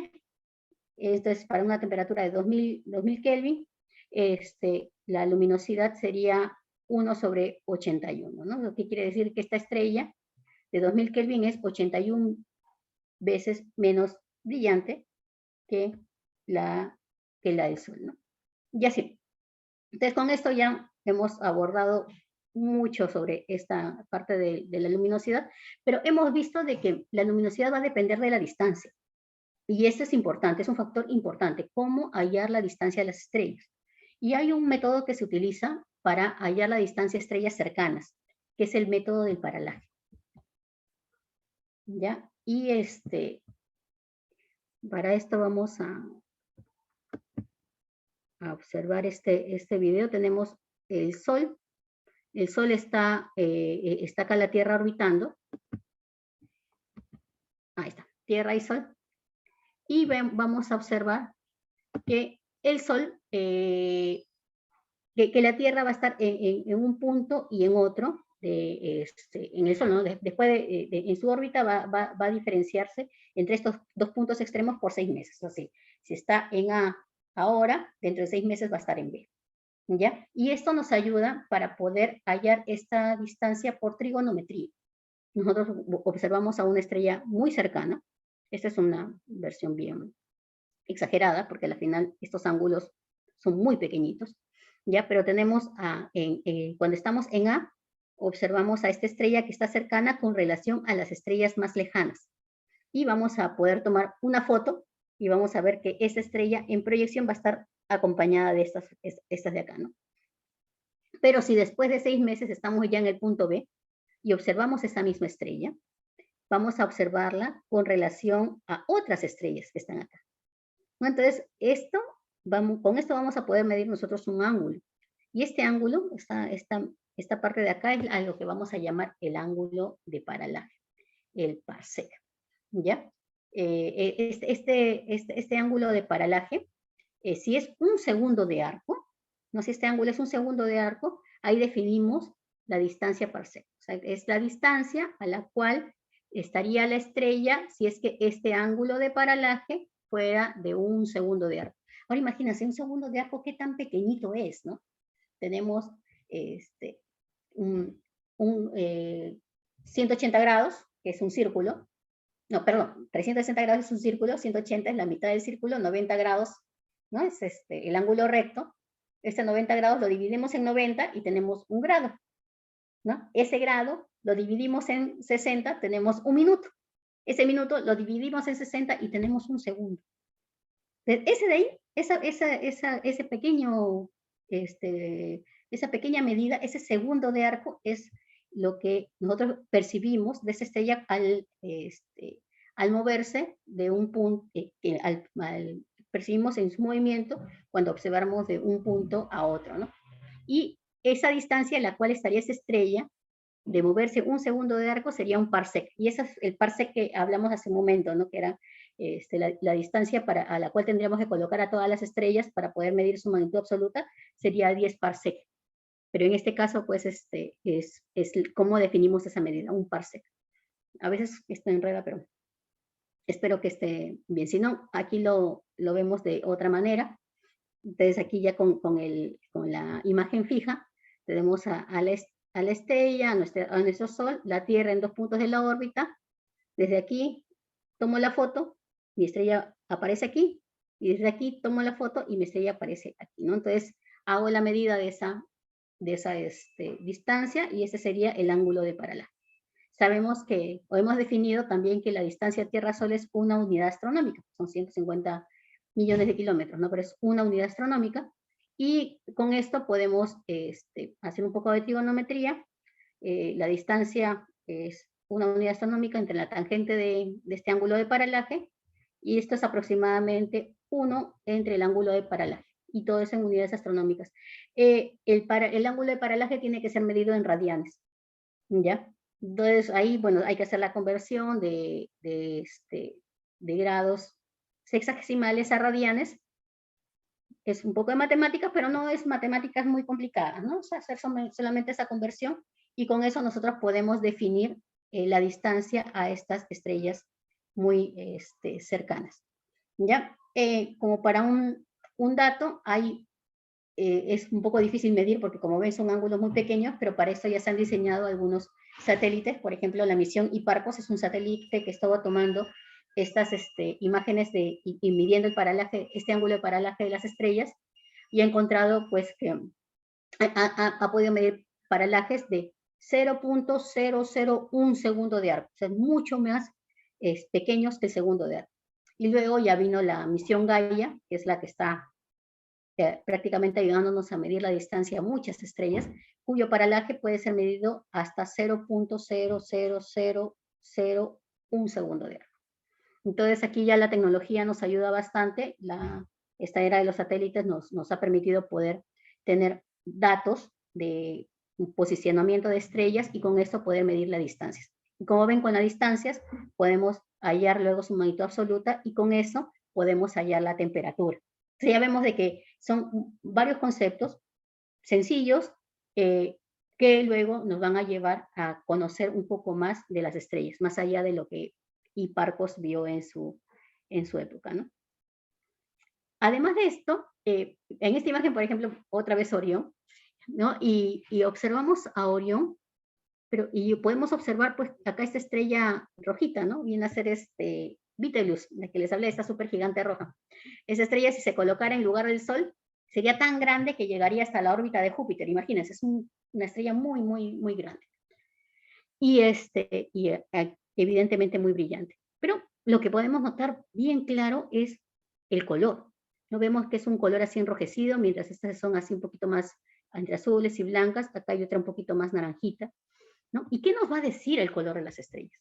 Entonces, además de poder ver o observar este color y podernos maravillar con este espectáculo, podemos encontrar una magnitud física asociada a esto. ¿Y qué es? Es la temperatura también, ¿no?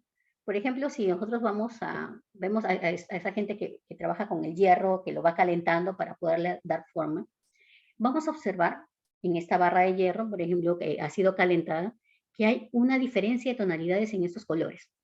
Vemos la parte negra, ¿no? De hecho, en un principio todo esto era negro, pero luego vemos que va a estar un poco más enrojecido, luego más naranja, más amarillo, incluso acá las puntas un poquito blancas, pero si nosotros calentáramos más, vamos a verlas mucho más, más claras, ¿no? Y esto nos va a dar una idea de las temperaturas. Por ejemplo, ya con esto podríamos decir que una estrella roja es más caliente o menos caliente que una estrella amarilla. A ver, los leo. A menos que se hayan durmiendo, no se están durmiendo, ¿verdad? Una estrella roja es más caliente o menos caliente que una estrella amarilla, ¿no? Gracias, Nilsson. Sería menos caliente, ¿no? Ya con esta, ahí está, gracias, coach. Con este ejemplo podemos ver que una estrella rojita es menos caliente que una estrella amarilla, ¿no?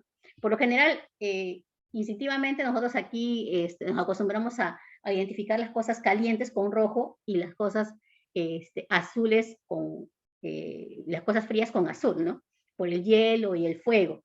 Pero ya de manera astronómica, cuando hablamos ya de temperaturas mucho, muy calientes, vamos a ver de que lo rojo es lo frío y lo blanco, lo azul, es lo caliente, lo realmente muy caliente, ¿ya? Y esto nos va a ayudar a tener, pues, idea de las temperaturas. Por ejemplo, ¿no? Acá vemos esta estrella roja, que es Betelgeuse, y esa estrella azul, que es Rigel.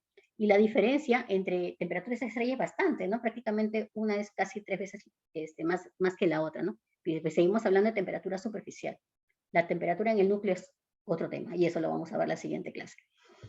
Ya entonces tenemos que la estrella Betelgeuse es de 3.500 grados, 3.500 Kelvin, y la estrella Rigel es de 11.000 Kelvin de temperatura superficial.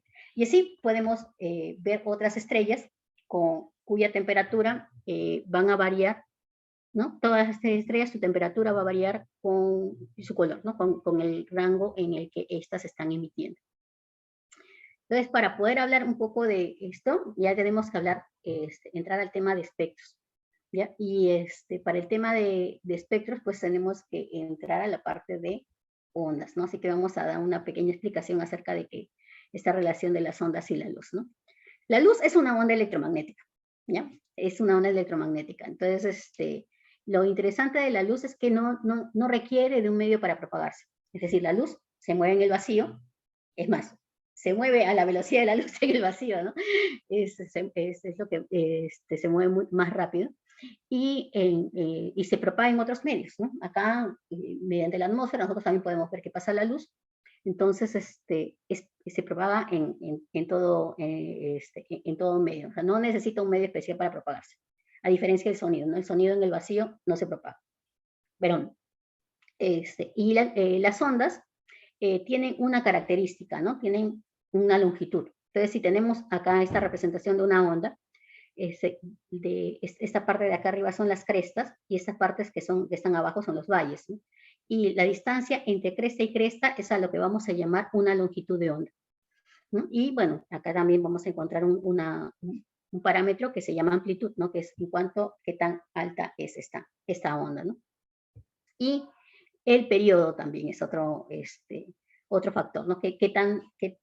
¿Cuánto se repite, ¿no? De cuánto tiempo demora en repetirse en que pase esta onda. Bien, entonces estos valores son importantes para poder hablar de el espectro electromagnético, ¿no? Entonces, lo que sí vamos a ver es que esta onda, dependiendo de su longitud, va a tener asociada una energía, ¿no? Si la longitud de la onda es grande, ¿no? Vemos que es inversamente proporcional a la energía. Entonces, para una longitud de onda grande, su energía es pequeña, ¿no? Para una longitud de onda pequeña, su energía es grande. Entonces, las longitudes de onda pequeñas son las más energéticas, ¿no? Y también la energía es proporcional a la frecuencia. La frecuencia es la cantidad de veces que se repite este ciclo, ¿no? Este periodo en un segundo. Entonces, si la longitud de onda es pequeña, entonces la frecuencia va a ser bien alta, ¿ya? Y la energía va a ser alta. Entonces, como les dije, esto es importante para poder entender lo que es el espectro electromagnético. Y el espectro electromagnético, pues, es todo esto, ¿no? Es toda la radiación que podemos medir, ¿no? Encontrar. Y, de hecho, en esta radiación, pues, tenemos varios rangos, ¿no? Tenemos que primero que estas ondas van desde las menos energéticas, como dije, mayor longitud de onda, menos energía. Entonces va desde las menos energéticas hasta las más energéticas, ¿ya? Entonces las menos energéticas son las longitudes de onda de radio, ¿no? Por el cual nosotros podemos escuchar nuestra radio, aunque ahora ya no se estila mucho, pero sí, seguimos escuchando algunos. Entonces, en esta frecuencia se emiten las ondas de radio, ¿no?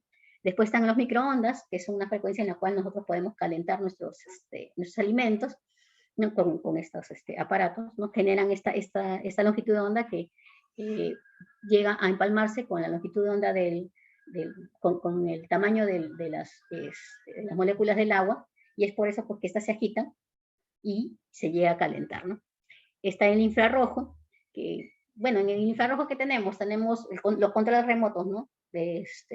Estos emiten en esas longitudes de onda, ¿no? Y después tenemos el visible, que es todo lo que podemos ver, y si vemos es una zona muy pequeña de las longitudes de onda. Entonces, esta parte es lo que podemos ver.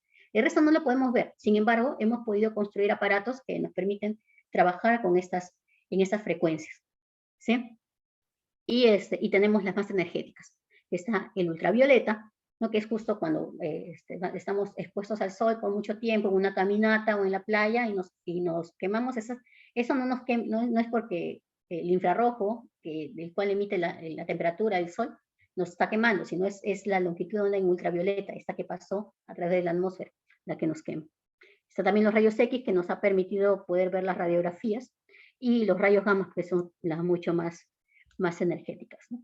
Y bien, entonces, todo el espectro electromagnético abarca todo este tipo de longitudes de onda, y las estrellas pueden llegar a emitir en todas estas longitudes de onda. Si son muy energéticas, si son explosiones, si son eventos muy catastróficos, pueden llegar hasta emitir en rayos gamma, ¿no? Pero, de hecho, el Sol algunas veces llega a emitir en rayos X, por alguna actividad que tienen allí en esto, ¿no? Entonces, esta es tenemos estos factores en el espectro, y bueno, el espectro, en el visible podemos ver de que tenemos tipo de radiación desde violeta hasta el rojo, desde el más energético y lo menos energético. ¿Y esto para qué nos ayuda, no? Nos va a ayudar a poder entender bien cómo es que funcionan las estrellas. Nosotros vamos a poder recibir la luz de las estrellas, vamos a poder descomponer la luz de las estrellas y poder encontrar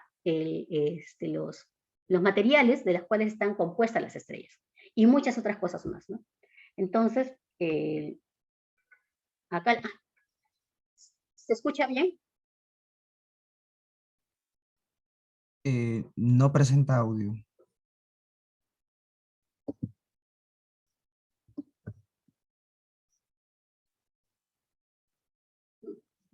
Pero, ¿se escucha o no se escucha? No tiene audio. Ya.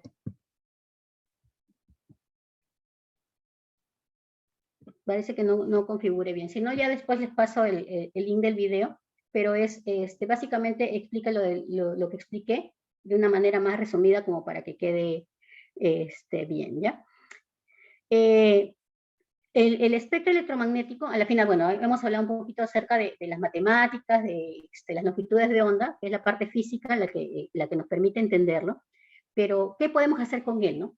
Por ejemplo, aquí tenemos a una persona que se ha tapado la mano con una bolsa, y nosotros precisamente porque la bolsa es negra, no vamos a poder ver más allá, ¿no? Sin embargo, si tomáramos imágenes de esta persona con una cámara de infrarrojo, podemos observarla, inclusive podemos ver qué temperaturas están emitiendo en diferentes longitudes de onda. Es más, con estas cámaras infrarrojas nosotros podríamos ver a través de las paredes, ¿ya? Y es así como podemos encontrar que debido a que esta persona está emitiendo calor, a pesar que está con la bolsa tapada, podemos ver parte de podemos ver su brazo. No podemos ver que su mano emite con mayor energía, con mayor temperatura, y su camisa no tanto, ¿no? Porque la camisa no está a la misma temperatura que el brazo. Inclusive en la cara observamos la diferencia entre los lentes, ¿no? Que son más fríos que la cara, ¿no? Que inclusive en esta parte de la frente está un poquito más caliente, ¿no? Y el cabello, ¿no? La parte del cabello que está más cercana al cuero cabelludo está más caliente y la que está afuera es más fría. Entonces, conociendo ese tipo de radiación, ¿no? Nosotros podemos ir encontrando características diferentes de las estrellas. Y bueno, de nosotros también, ¿no? Vemos ahí cómo hay una variedad en la emisión de las temperaturas en cada una. Inclusive la huella que deja el gato al pasar, deja pues cierto rastro de temperatura en el piso, ¿no?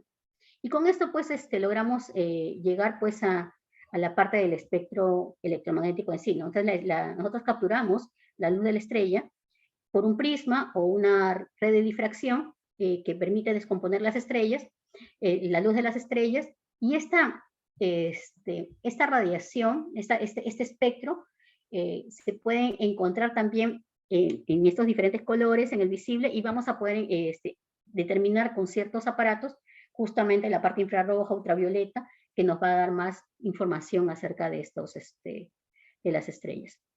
¿Está bien? Entonces, en el caso del Sol, aquí, por ejemplo, en el espectro electromagnético, vemos que acá hay una gráfica de intensidad versus longitud de onda, ¿no? Que viene a ser lo mismo de esto, pero aquí vemos que hay unas zonas que están, que bajan, ¿no? Como que la intensidad baja en ciertas zonas, ¿no? ¿Y es por qué? Porque si se ve con mucho detenimiento, vamos a encontrar que en este espectro que vamos a capturar hay zonas oscuras. Y esas zonas oscuras nos van a dar información de la estrella. Por ejemplo, ¿hemos visto el espectro del Sol? Claro que sí, lo hemos visto. Cuando coincide la lluvia con el Sol, podemos ver un arco iris, ¿no? Y el arco iris es el espectro del Sol.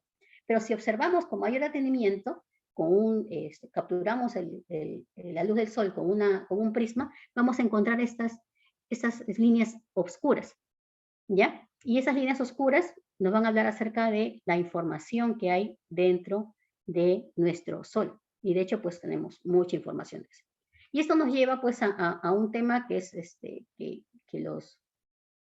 bueno, esas líneas fueron observadas por Fraunhofer hace mucho tiempo, pero no sabían por qué aparecían estas líneas. Esas líneas oscuras, ¿qué eran? No sabían, ¿no? Y luego Kirchhoff hizo unos experimentos con Bunsen, y lo que encontró fue que cuando tienen una fuente de luz y observan una fuente que emite en todas las longitudes de onda y observan su luz, pueden encontrar este patrón continuo. Pero cuando observan un gas caliente, ¿no? Lo que van a encontrar en este gas caliente es un espectro de emisión, es decir, van a encontrar líneas brillantes. Y estas líneas brillantes están relacionadas a al componente de este gas.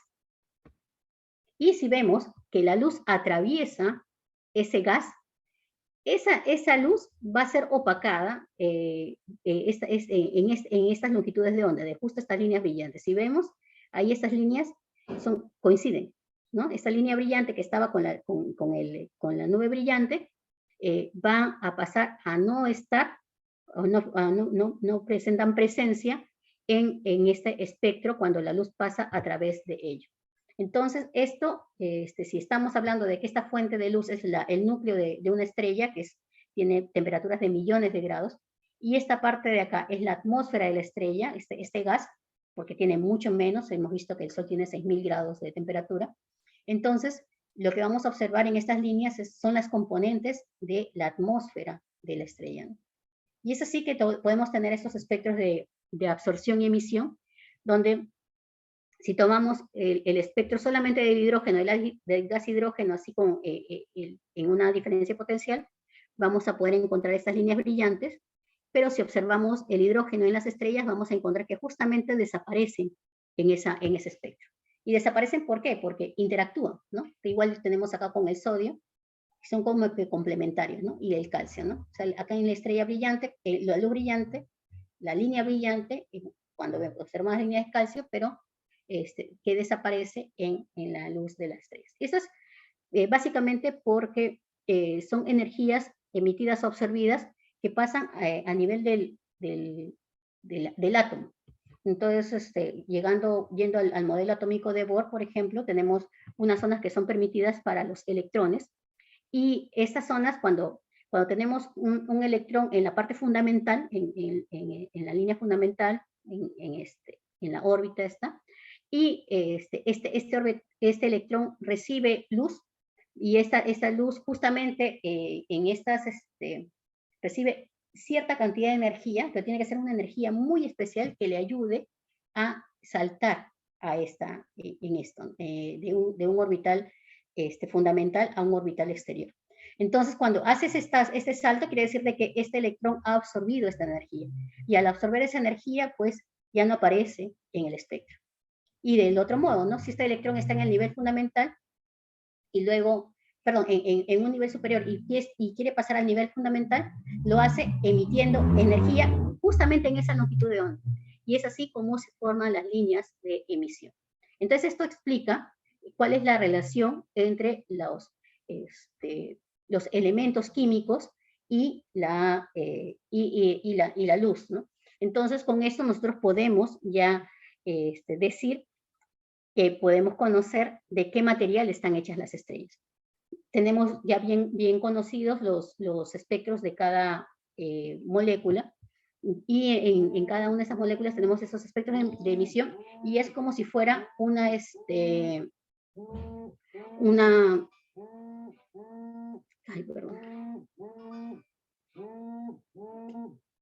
y es como si tuviéramos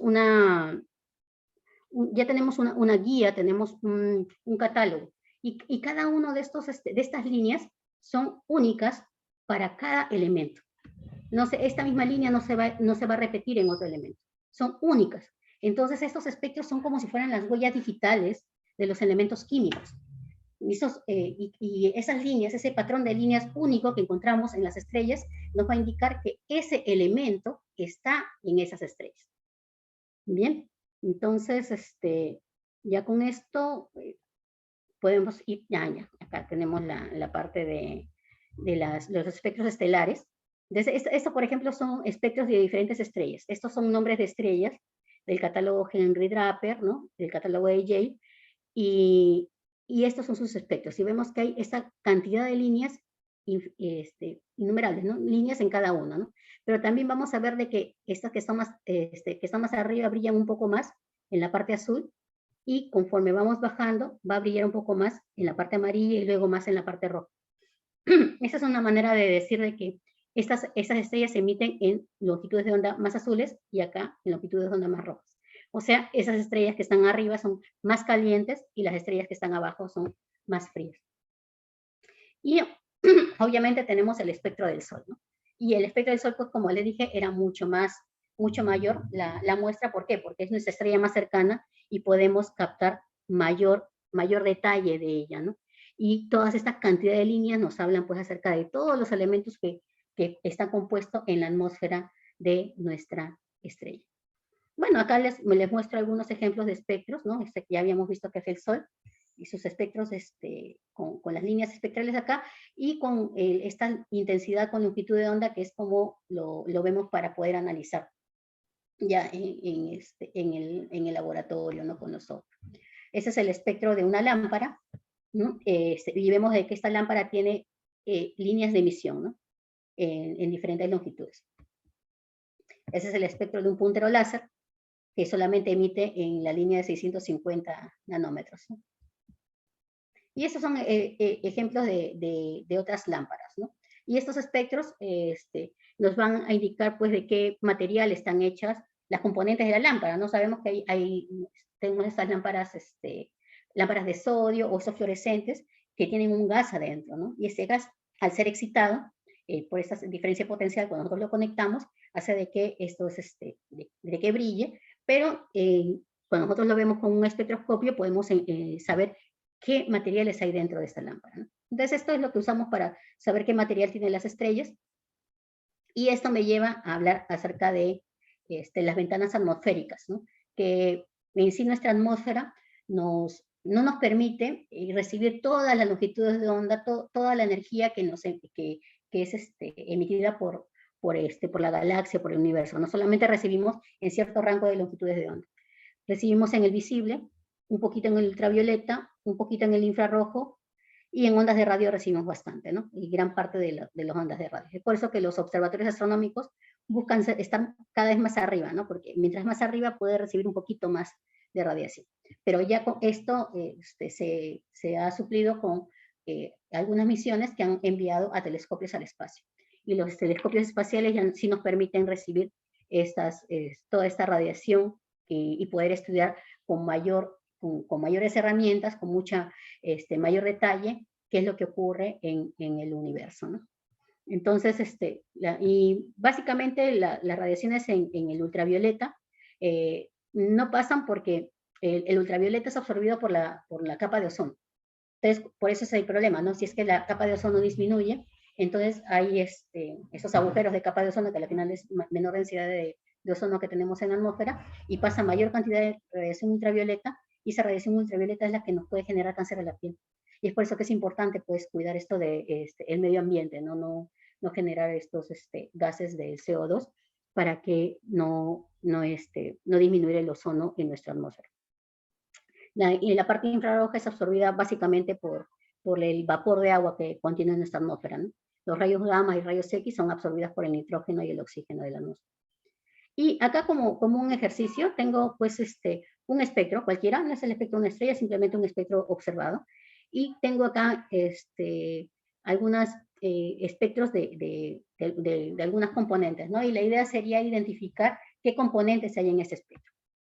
Por ejemplo, ¿no? Aquí tenemos el espectro observado y el hidrógeno, ¿no? Ustedes me dicen, pues, ¿hay hidrógeno en ese espectro observado o no? Es así como se hace espectroscopía, ¿no? Se hace por comparación. Entonces, ustedes me pueden decir, ¿habrá hidrógeno o no? Ahí por eso le dice el zoom, ¿no? Encontramos esas líneas allí porque tiene que ser ese patrón de líneas, ¿ya? Si observamos aquí, podemos ver de que esa línea no está acá. Esa línea que parece que es esta no está ahí. Es una que está un poquito al costadito, ¿no? Esa pareciera, pero tampoco es, ¿no? Entonces, en este espectro no tenemos hidrógeno. Y tendremos helio. Ahí podemos intentar ver, ¿no? Si hay helio. y vemos pues de que por ahí parece coincidir las líneas. Estas dos, por ejemplo, son claramente helio, porque este patrón de dos, entonces ya con esto nosotros podríamos decir pues de que sí tenemos helio, ¿no? Y así es como se identifican las componentes de las estrellas, y si las líneas son más intensas o menos intensas, ya podemos hablar acerca de la abundancia química de estas estrellas, ¿no? Y bueno, ya con esto termino esta parte de estrellas. Voy a pasar ya a una parte breve, es para ver lo de las constelaciones, ¿no? A ver, vamos a ver. Acá está.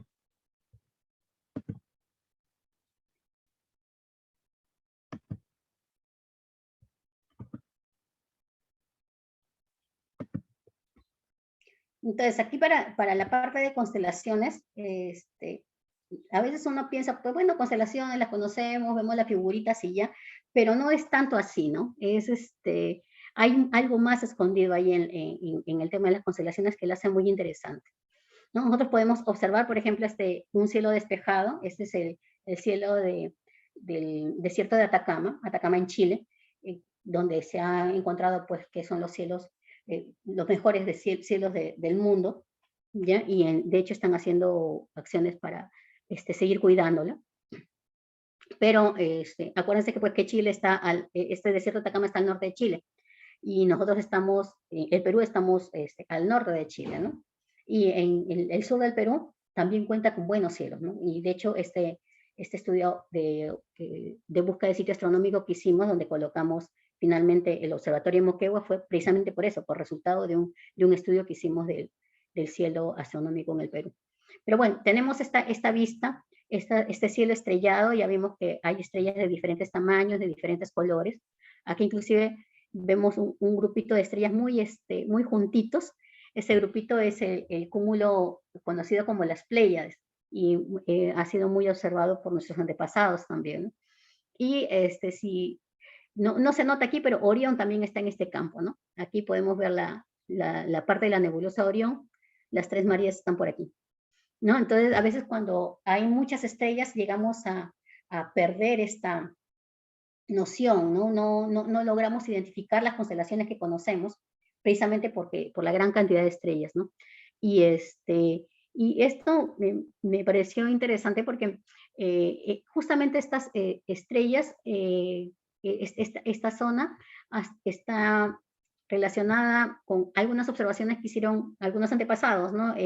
Esta es la constelación El Viejo, pero es una constelación de los pueblos tupi, los pueblos estaban ubicados en la zona que ahora se conoce como Brasil, ¿no? Entonces ellos observaban al Viejo, ¿no? En que veían, pues, que esta parte de Tauro viene a ser la cabeza del Viejo, la parte de las Pléyades serían las plumas del Viejo, y acá tenemos, pues, las piernas del Viejo, pero vemos acá una pierna cortada, ¿no? Y justamente termina en la estrella rojita, la Betelgeuse, que ya la habíamos visto antes, ¿no? Y esta pierna, pues, de acuerdo a la leyenda tupi, pues, fue cortada por la esposa. La esposa le cortó la pierna al Viejo por travieso. Y esto lo que nos indican es que las constelaciones están asociadas a historias que han sido contadas por nuestros antepasados. Cada grupo, cada zona, cada comunidad observó las estrellas, observó ciertos patrones, las incluyó, era parte de su cosmovisión, las incluyó en sus historias, en su día a día, y luego pasaron relatos generación tras generación, ¿no? Entonces, las constelaciones es algo que nos vincula a nuestros antepasados. En este caso fue en Brasil, ¿no? Y también tenemos constelaciones observadas en otras regiones, ¿no? Pero, ¿qué son las constelaciones, no? Nosotros, bueno, desde el inicio de nuestro tiempo hemos observado el cielo y en él hemos dibujado estas figuras, ¿no? Acá conocemos otra vez Orión, ¿no? Es una constelación occidental, Orión. pero también es conocida por los árabes como el gigante. Entonces, para algunos era, para los griegos era Orión, y para los árabes era el gigante. También para los chinos era la constelación de las 3 estrellas, ¿sí? Y para constelación Navajo era el delgado, ¿no? Y en esta página web vamos a encontrar varios dibujos que observaron en esta misma región diferentes culturas, ¿no? Entonces, aquí tenemos también una constelación lunar japonesa que le llaman el investigador, ¿no? Pero y así como esto, pues, como les dije, hay varias culturas, varios modos de ver esta constelación. Vemos, por ejemplo, que aquí a Betelgeuse está bien, a ver, con mi punto. Betelgeuse está bien señalada, está encerrada en un círculo, justamente para que en el resto de las constelaciones pueda esta ser identificada, ¿no? Y se pueda encontrar, ¿no? En este caso es una constelación de 2 estrellas, acá contempla las 3 Marías, las 4 estrellas que la rodean, y así, ¿no? Como parte de una pequeña o una gran constelación. Y lo mismo con la Cruz del Sur, ¿no? Y otras constelaciones más, ¿no? Vemos acá a Alfa Crucis, que es la que está señalada, y la vemos en diferentes constelaciones, ¿no?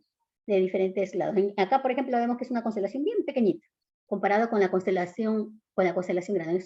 La Cruz del Sur es una zona bien pequeñita comparada con una constelación grande que observaron en esta cultura. Y así, pues, esa es parte de la cosmovisión de los pueblos, ¿no? Pero, y nosotros, nuestros antepasados, porque acá no veo nada inca, ¿no? Pero, de hecho, nuestros antepasados también observaron las constelaciones y también la asociaron a ciertas historias, ¿no? Por ejemplo, tenemos las constelaciones incas, ¿no? Y lo interesante de las constelaciones incas es que no solamente se abocaron a los puntos brillantes, a las estrellas, ¿no?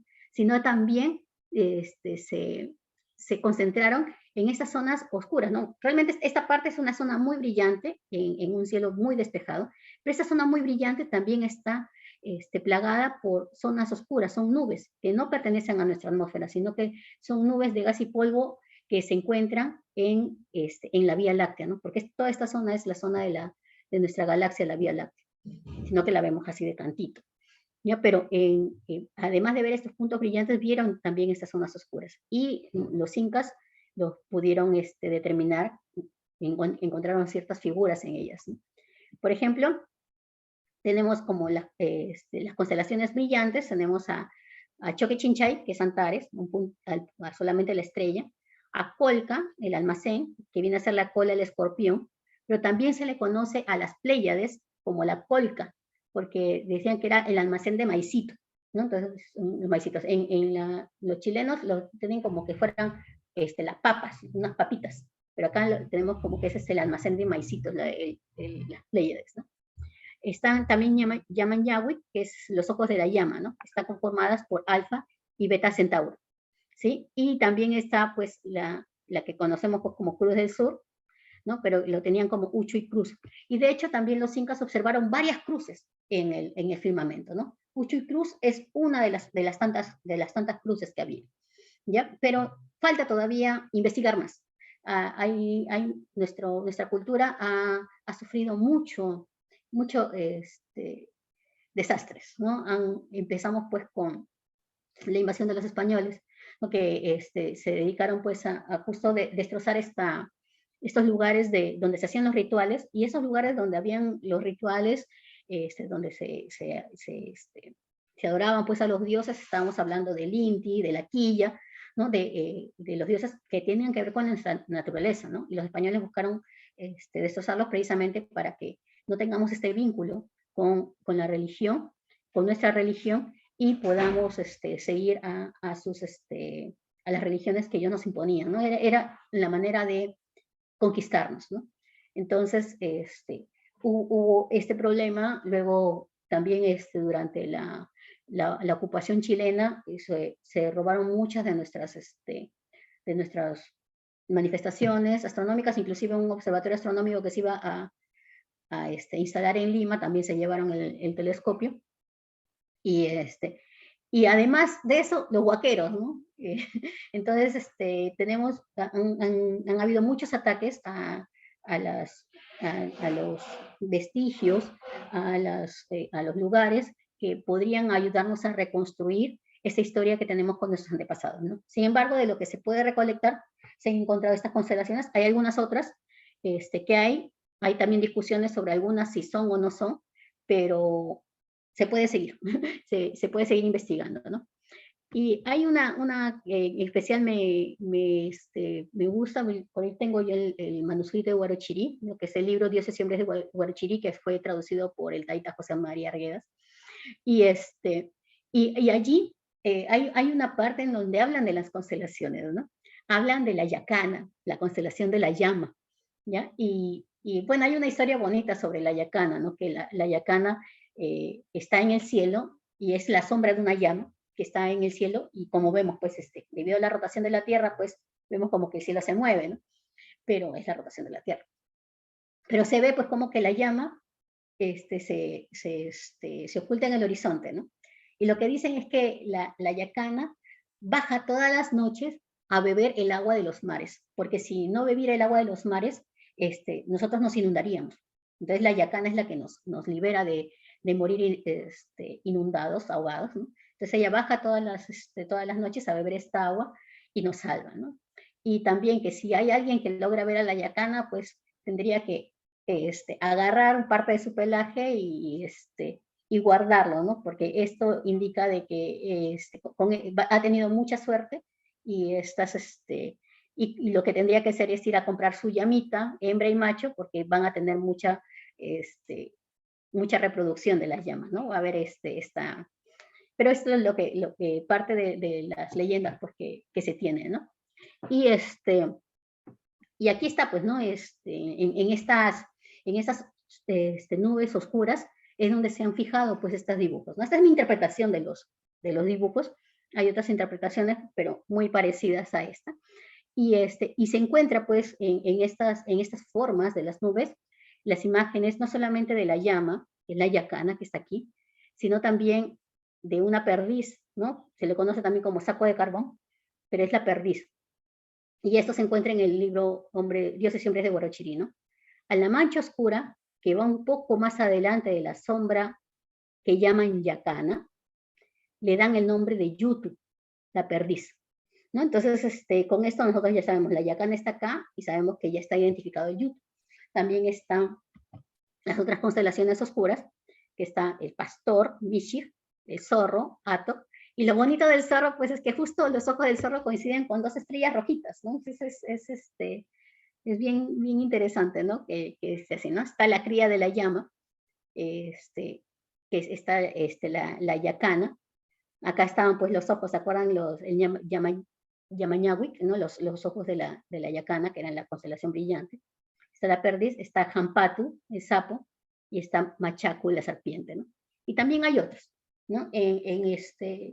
Me parece que ha sido los mapuche, que lo que veían aquí era una avestruz, veían, ¿no? Pero este tipo de concepciones del cielo va a variar con relación, como les dije, pues a la cosmovisión de cada uno. Entonces tenemos aquí una imagen de las constelaciones, así como un ejercicio. Vemos ahí unos puntitos, los puntitos más brillantes del cielo. Acá y podríamos nosotros tratar de jugar colocando, asociándolo a alguna figura, no sé, quizás por este tipo, como es medio rectángulo, yo podría decir, eso es un teclado de computadora, ¿no? Ya con la cosmovisión, con lo que conozco, que tengo a la mano, ¿no? Y así podrían uno asociar alguna figura con las estrellas más brillantes, ¿no? Pero ¿qué figura es la que se forma en esas estrellas brillantes, ¿no? Ya tenemos al Can Mayor, ¿no? Esa es la interpretación del Can Mayor que da el Stellarium. El Stellarium es un software de observación de estrellas gratuito, pueden bajárselo, stellarium.org, y es muy utilizado por astrónomos para poder hacer una planificación de observaciones astronómicas, ¿no? Es muy interesante, muy útil el Stellarium. También encontramos esa otra constelación, por ejemplo. Acá está Júpiter, así que no le hagan caso a Júpiter, pero fíjense en las otras estrellas brillantes, ¿no? Podría ser que parece un signo de interrogación invertido, ¿no? O alguna cosa, o sea, que por ahí alguien podría aportar diciendo pues que ve otro tipo de imagen, ¿no? O sea, una cartera, quizás por aquí, ¿no? Pero a la final, estas estrellas, este conjunto de estrellas conforman a la constelación de Leo, ¿sí? Y así podemos encontrar esta otra. A mí me encanta esta de aquí porque es una constelación también muy grande, ¿no? Y esta configuración, pues así que forma como también otro signo de interrogación, ¿no? Es interesante, ¿no? Y acá esta estrella Antares, que viene a ser una estrella roja, brillante, muy, muy bonita. Pues es bonita porque es diferente también, ¿no? Y encontramos pues estas otras estrellas aquí, ¿no? Y esto pues se le asoció pues a un escorpión, ¿no? A Escorpio, claro que está Saturno, ¿no? También eso no entra en la constelación, porque igual Saturno se mueve a cada momento, ¿no? Y así podemos encontrar estas constelaciones que ahora conocemos, pero como vemos pues son constelaciones que conocemos porque ya son estándar, ¿no? Se ha estandarizado, y son constelaciones occidentales que tienen que ver más con las culturas griegas, ¿no? Mayormente. Pero bueno, entonces otra cosa que ya lo comenté al principio, ¿no? Es que las estrellas están tan lejos que su movimiento es imperceptible. Entonces esto lo podemos hacer con un ejercicio en casa, ¿no? O sea, podemos hacer que alguien camine, por ejemplo, unos 10 pasos, que se ubica a 3 metros y que camina unos 10 pasos. Y en esos 10 pasos nosotros podemos ver que barrió un ángulo de 60 grados más o menos. De aquí a aquí que hizo los 10 pasos, 60 o 70 grados. Pero si a esta persona le decimos que camine esos 10 pasos, pero a una cuadra, vamos a ver que el ángulo que barre va a ser más pequeño. Si está a 1 kilómetro, casi no vamos a poder observar esa variación, ¿no? Que se haya movido, ¿no? Imagínense, las estrellas no están a 1 kilómetro, ni a 10, ¿no? Las estrellas están a años luz de distancia. Entonces, esta distancia hace que nosotros, a pesar de que estas se estén moviendo, nosotros no percibamos este movimiento. Entonces, las constelaciones permanecen en el tiempo. Prácticamente las mismas constelaciones que estamos viendo ahora son las que vieron los incas, vieron sus antepasados. Entonces, hay una característica que se les va a asociar, es que su movimiento relativo entre estrellas es imperceptible, ¿ya? Debido a esta distancia, ¿no? Que con eso sabemos que están a muy grandes distancias. Y bueno, esto es Orión, otra vez, siempre me gusta trabajar con esta constelación. Y esta es una silueta, pues, de lo que sería Orión, ¿no? Está Orión, está su arco, otros dicen que es como un vellocino, ¿no? Otros lo ven como un arco, ¿no? Y acá le ven como como un mazo, otros solamente le ponen como un brazo alzado. Y acá está la espada de Orión, y en la espada de Orión es donde se observa a la nebulosa de Orión, ¿no? Una gran nebulosa de estrellas, una gran nebulosa donde ahí se forman estrellas. Y esta es la manera en cómo se ve de acuerdo a las mitologías, pero ya establecido por la Unión Astronómica Internacional, dijo, no, eso se tiene que homogenizar, tenemos que poder observar las constelaciones de la misma manera todos, así que en 1928 estableció 88 constelaciones. Estas 88 constelaciones abarcaban todo el firmamento, ¿ya? Y se comportaban como mapas. O sea, ya para nosotros las constelaciones ya no pasan de ser, además de ser parte de la mitología, ¿no? de la cultura de los pueblos, pasan a ser ya mapas, zonas en el cielo que nos van a determinar justamente cierta zona en donde vamos a poder hacer observación. Entonces, si uno agarra y dice, explotó una supernova, ¿dónde está esa supernova? Explotó en la constelación de Tauro. Entonces ya uno sabe hacia dónde lanzar y enviar los telescopios, ¿no? ¿Por dónde está? Cerca a Alpha Tauris, ¿no? Por decir una estrella, ¿no? O ya también se puede trabajar con las coordenadas, ¿no? Las coordenadas astronómicas. Pero bueno, a la final, como les comento, estas constelaciones se establecieron, son 88. Estos son los mapas que los he compartido en un drive. Espero que luego les den el acceso para que, o a lo mejor ellos los tienen. Pero están los 88 mapas de las constelaciones. Y lo interesante de estos mapas, como les dije, es área definida, ¿no? Es que ya nos están hablando algunos detalles. Por ejemplo, ¿no? En la parte de abajo del mapa encontramos estos circulitos de diferentes tamaños. Y estos circulitos ya nos están hablando de las estrellas con sus magnitudes, ¿no? Este circulito grande tendría una estrella de magnitud -2, más o menos, ¿no? Este de acá, -1. Claro, como ya habíamos visto, hay magnitudes intermedias, pero esto es más o menos para poder saber hasta qué magnitudes estamos viendo en este mapa, ¿no? O ver, de acuerdo al tamaño de la estrellita, qué magnitud tiene. Este es un mapa ya más grande. Acá está estirada, estas constelaciones se ven estiradas porque están en el polo, ¿no? Es como que el mapa del polo, la parte del polo que está todo ahí concentrado, lo hubieran estirado para poderlo observar así, ¿no? Pero no son tan grandes estas constelaciones, son más pequeñitas. Entonces, es un mapa con las constelaciones conformadas por las estrellas más brillantes que ocupan todo el firmamento. Y no hay que olvidar que estas estrellas pues están a distintas distancias. Entonces, a la final lo que vemos en las constelaciones son proyección de las estrellas, ¿no? Ese es un video para ver cómo es que funcionan como mapas, ¿no? O sea, entramos a la constelación de... A ver, aquí. Ah, no. Uy, me está corriendo mi video. Bueno. Si no, a ver, lo dejo de...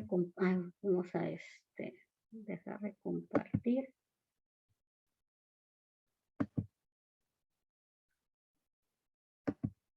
Voy a ver si lo puedo...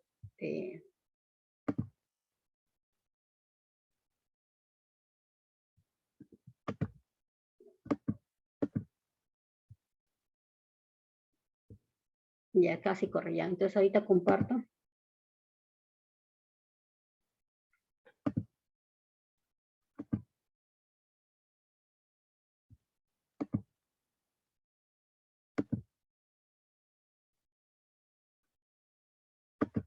Y esto. Entonces aquí vamos a observar a la constelación de Orión, ahí definida ya por la imagen, por las estrellas, pero nos comenzamos a meter en la constelación de Orión, ¿no? Y vamos a ver que hay estrellas, hay nebulosas que no se pueden ver así a simple vista, ¿no? Pero nos acercamos y en esas constelaciones pues vamos a poder encontrar un mapa en donde encontramos diferentes lugares para observar. Ya si quieren tomarlo como lugares turísticos, si quieren para hacer el símil con el día a día, ¿no? con la Tierra, pero son constelaciones, son objetos astronómicos tales como nebulosas, varios tipos de nebulosas, galaxias, estrellas dobles, cúmulos estelares, ¿no? En este caso es la nebulosa Cabeza de Caballo la que se ha podido observar aquí, y lo que nos permite pues trabajar estudiarlo, ¿no? Estudiarlo. Entonces, para nosotros las constelaciones son nuestros mapas, ¿no? A ver. Listo. Bien. Entonces,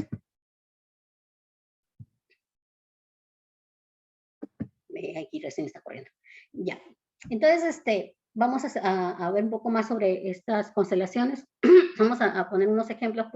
Acá tenemos, por ejemplo, a Puppis, ¿no? Puppis es la popa del navío de Argos, pero antes la constelación era mucho más grande, era todo era el navío de Argos, ¿no? Todito este. Pero ahora este navío se ha partido en 3 constelaciones, ¿no? En 3 zonas. Está Puppis, que es la popa, está Vela y está Carina, que es toda esta zona del navío. Ya, pero en Puppis, ahora lo vamos a observar en los mapas de la Unión Astronómica Internacional, ¿no? Que tenemos aquí a Puppis, y la constelación no solamente está conformada por esas estrellas brillantes que están unidas, sino por toda esta zona, ¿no? Entonces quiere decir que la constelación de Puppis también abarca estas estrellas y objetos astronómicos que se encuentran en esta zona. ¿ya? Y esto es importante. Vemos aquí que hay una leyenda. Si observáramos esta parte ovaladita rojita, son galaxias. Si observáramos estos circulitos amarillos, son cúmulos abiertos de estrellas, que son como las Pléyades, son unas decenas o cientos de estrellas que están agrupadas entre ellas y orbitan entre ellas porque están asociadas con su gravedad, ¿no? Si este circulito amarillo tuviera una cruz, serían cúmulos globulares de estrellas. Y los cúmulos globulares, ahí ya tienen miles de estrellas y son como unas, imagínense como estas semillas del diente de león, que tienen bastantes semillas hacia alrededor, así son los cúmulos globulares. Cantidad de estrellitas que forman así como una esferita, pero que están unidas por la gravedad, ¿ya? Y si tienen un círculo verde, es una nebulosa planetaria. Si tienen un cuadrado verde, es una nebulosa brillante. Puntos negros son estrellas y círculos con el centro blanco son estrellas variables, es decir, estrellas que pulsan. Entonces, en esta zona podemos llegar a ver a Zeta Puppis. Zeta Puppis es la estrella de mayor brillo en Puppis, también conocido como Naos. Tiene 42.000 grados, 42.000 Kelvin de temperatura superficial. Es una estrella muy caliente, muy brillante. Es una supergigante, ¿no? Tipo, es una estrella supergigante, tipo K, le dicen, es un tipo espectral. Luego, si vamos a otra zona de Puppis, encontramos a esa de aquí, que es Pi Puppis, que es la segunda estrella más brillante, pero esa estrella pertenece a un grupito de estrellas que se llama el cúmulo abierto de Pi Puppis, se le llama, o sea, el cúmulo abierto de Pi Puppis, toma el nombre de la estrella principal, ¿no? Y son un grupito de unas 4 o 5 estrellas que están ahí juntitas entre ellas, ¿no? Entonces ahí también se encuentra esto. También en esta zona está M46, justamente que viene a ser que es un, por acá está M46, ¿no? Y esta parte es una nebulosa, llamada nebulosa de la calabaza, pero también se le llama nebulosa del huevo podrido. ¿Y por qué? Porque debido al espectro, de la espectroscopía que hemos visto hace un rato, los espectros nos han permitido saber de qué composición están compuestas estos objetos, ¿no? En este caso esta nebulosa. Y esa nebulosa tiene bastante contenido sulfuroso. Así que si uno se acerca, llegar a viajar hasta esa nebulosa, pues encontraría que esa zona apesta a huevo podrido. Así que sin estar allí, podemos saber hasta cómo huele. También tenemos esta zona de Tauro, está Tauro acá y está Orión aquí, ¿no? Pero vamos a centrarnos en Tauro. Y Tauro encontramos, pues, algunos objetos interesantes, ¿no? Acá hay un cuadradito que es una nebulosa brillante, ¿no? Y acá, pues, está el cúmulo de las Pléyades. Entonces, vamos a ver. Alfa Tauri es la estrella más brillante, que está llamada Aldebarán, ¿ya? Es una gigante naranja y es de magnitud 1. Y esta Alfa Tauri, Aldebarán significa en árabe, ¿no? Es la que sigue, ¿no? Porque es como la estrella que está siguiendo a Orión. Ya, luego tenemos M45, es en el catálogo Messier, pero son las Pléyades, es un cúmulo abierto de estrellas muy brillantes, azules, son muy calientes, y de hecho hace poco leí un artículo en que decían que todas estas eran variables, no son estrellas que pulsan, ¿no? Pero son muy, muy calientes y muy grandes estas estrellas, ¿no? Entonces es un objeto interesante que se encuentra aquí en la constelación de Tauro, ¿no? Y también este cuadradito, pues que era esta nebulosa brillante, es la nebulosa del cangrejo, ¿no? Por su forma, se le llama así nebulosa del cangrejo. En el centro tiene un pulsar, que es una estrella que gira muy rápido, y que emite una luz como si fuera un farolito, ¿ya? Y esta nebulosa del cangrejo es el resultado de la muerte de una estrella. Una estrella explotó como supernova, todas las capas externas de la estrella fueron eyectadas alrededor, en los alrededores siguen siendo eyectadas, y en el centro se encuentra pues este pulsar. Así que es un objeto muy interesante de ver. De hecho, en el catálogo Messier es M1, es el primer objeto observado. Y así pues tenemos aquí podemos reconocer pues a la Cruz del Sur, ¿no? Estas las 4 estrellas que conforman la Cruz del Sur, y obviamente la perdiz aquí al costadito, o el saco de carbón que también lo conocen, pero también está esta Cruz del Sur pertenece pues a la constelación Crux. La constelación Crux es toda esta zona que conforman las estrellas de la constelación del Sur más otras estrellitas más, ¿no?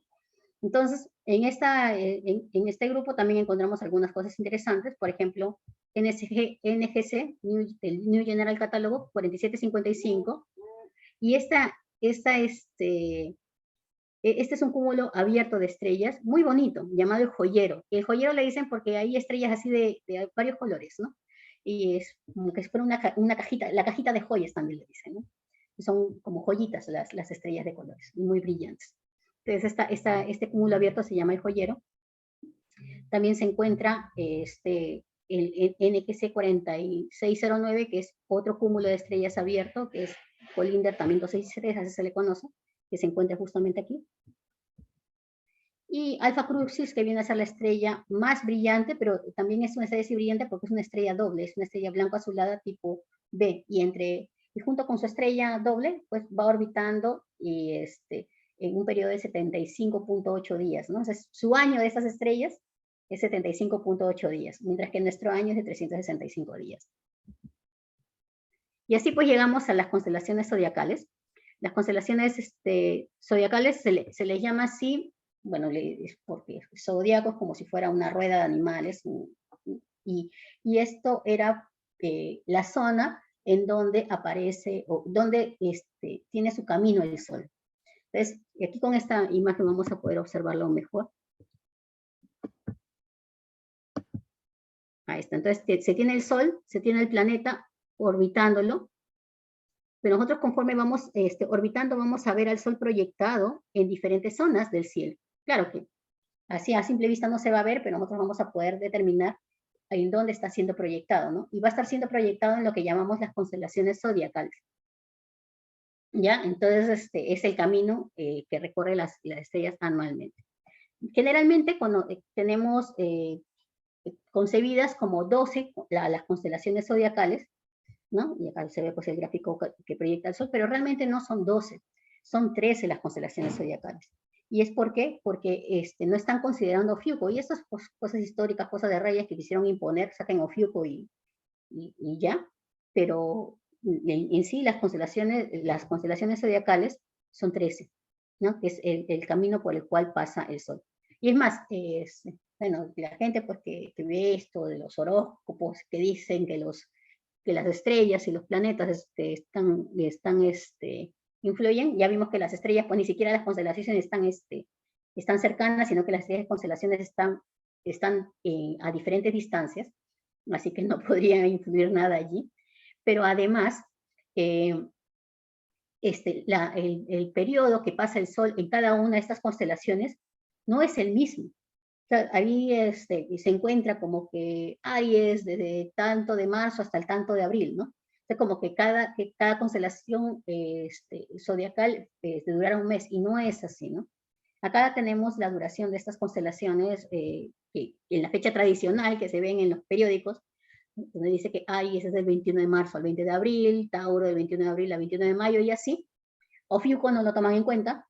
Sin embargo, si colocamos y observamos cuánto es lo real, si medimos cuánto tiempo realmente pasa el Sol en esas constelaciones, encontramos pues que en Aries, cuando pasa por Aries, está 26 días en esa constelación. Cuando pasa por Escorpio, está solo 6 días en esa constelación, ¿no? Cuando pasa por Virgo, está 45 días en esa constelación, e incluso, ¿no? Cuando pasa por Ofiuco, está 19 días en la constelación, o sea, más tiempo que pasando por Escorpio. Entonces vemos de que el tiempo que el Sol pasa por estas constelaciones es diverso, varía, ¿no? No es de un mes así. Entonces esto es lo que se determina ya con las medidas, ¿no? Además existen las constelaciones circumpolares, que son aquellas que están orbitando en torno al polo, ¿no? Son constelaciones que no salen ni se ponen, ¿no? ¿Por qué? Porque si nosotros observamos hacia la zona de nuestro polo celeste, vamos a ver que estas estrellas están dando vueltas alrededor de un punto. Por ejemplo, esta es una imagen de larga exposición, donde estos trazos son los caminos que han hecho las estrellas, ¿no?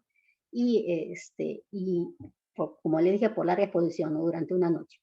y se ve pues de que hay algunas que van a permanecer en el cielo, ¿no? Que van a estar girando alrededor de ese polo, y otras pues que ya sí se van a ocultar y en otro momento van a salir, ¿no? Entonces, estas de acá que están girando alrededor de ese polo es la que se llama constelaciones circumpolares, ¿no? Las que están en el sur van a girar en torno del polo sur celeste, y las que están en el hemisferio norte van a girar en torno a la estrella Polaris, ¿no? Pero además las constelaciones también nos ayudan a poder orientarnos, ¿no? Nos orientamos, por ejemplo, acá en el sur, con la Cruz del Sur, lo que hacemos es ubicamos a la Cruz del Sur y proyectamos su longitud más larga unas 4 veces y un poquito más, ¿no? 4 veces y media casi. Entonces proyectamos 1, 2, 3, 4 veces y media, y luego de eso marcamos una línea hacia el horizonte, ¿no? Que cruce, que choque con el horizonte. Y ese es el lugar donde está el sur. Entonces, nosotros en las noches, observando las constelaciones, en nuestro caso la constelación de la Cruz del Sur, podemos ubicarnos en el cielo, podemos ver si el sur está allí, el norte acá, el este y el oeste, ya podemos encontrar el resto de las ubicaciones, ¿no? De los puntos cardinales. Cuando uno está también en el campo, había utilizado en un momento esta definición de distancias angulares, ¿no? Sobre distancias en que recorre una persona, ¿se acuerdan? Que caminaba, entonces eso se le llama distancias angulares.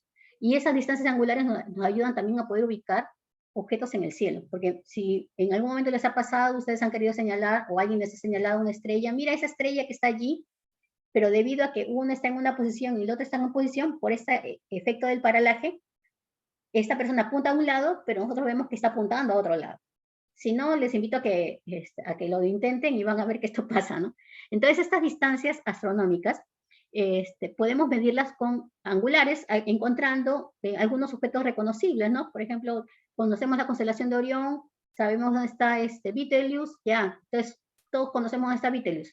Ya, fíjate, Betelgeuse a 20 grados al norte o 30 grados al sur, y nosotros podemos utilizar nuestras manos como un instrumento de medida de estas distancias angulares.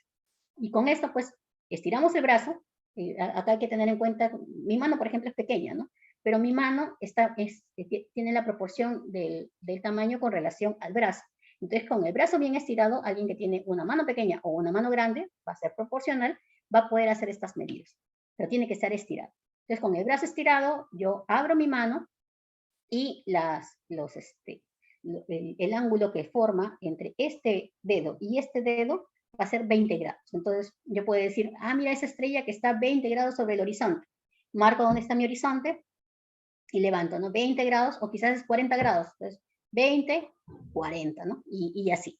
Voy ubicando estrellas para poder mostrarlas luego, ¿no? O conversar sobre alguna estrella con alguien que nos esté acompañando, ¿no? Y del mismo modo, así como uso mi mano, con los dedos extendidos para decir 20 grados, mi dedito meñique, aunque por lo general es también, ¿no? es un grado. Ahora, como dato adicional, el Sol, la Luna, tienen medio grado de diámetro angular. Eso quiere decir que literalmente yo podría, con mi brazo estirado, tapar el Sol o la Luna con un dedo. Si van a hacerlo con el Sol, tengan mucho cuidado porque acuérdense que observar al Sol directamente es peligroso.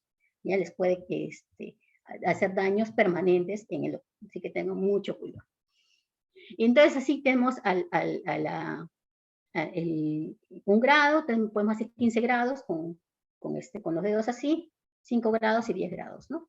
Y acá, pues, además de esto, podemos tener también los huesitos en nuestra falange, falangina y falangeta, para ayudarnos, pues, a poder encontrar los diámetros angulares, ¿no?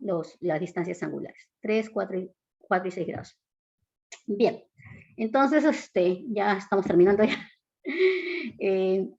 Como distancias angulares, como les comenté, pues tenemos 360 es todo un círculo, 180 sería lo que mide de un lado a otro de nuestro horizonte, ¿no? 180 grados de aquí, del horizonte este al oeste, por ejemplo. ¿no? Y 90 grados sería desde el horizonte hasta el cenit, que viene a ser el punto más alto en nuestras cabezas. Y como les comenté, pues la luna, su diámetro angular es medio grado, ¿no? Entonces, esta es una zona en el cielo. Y con esto nosotros podríamos ubicarnos o ubicar algún objeto en el cielo.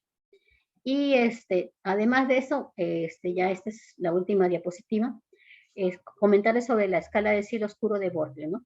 El cielo oscuro de Bortle, ¿no? Esta escala nos indica qué tan buenos son los cielos para hacer observación astronómica, ¿no?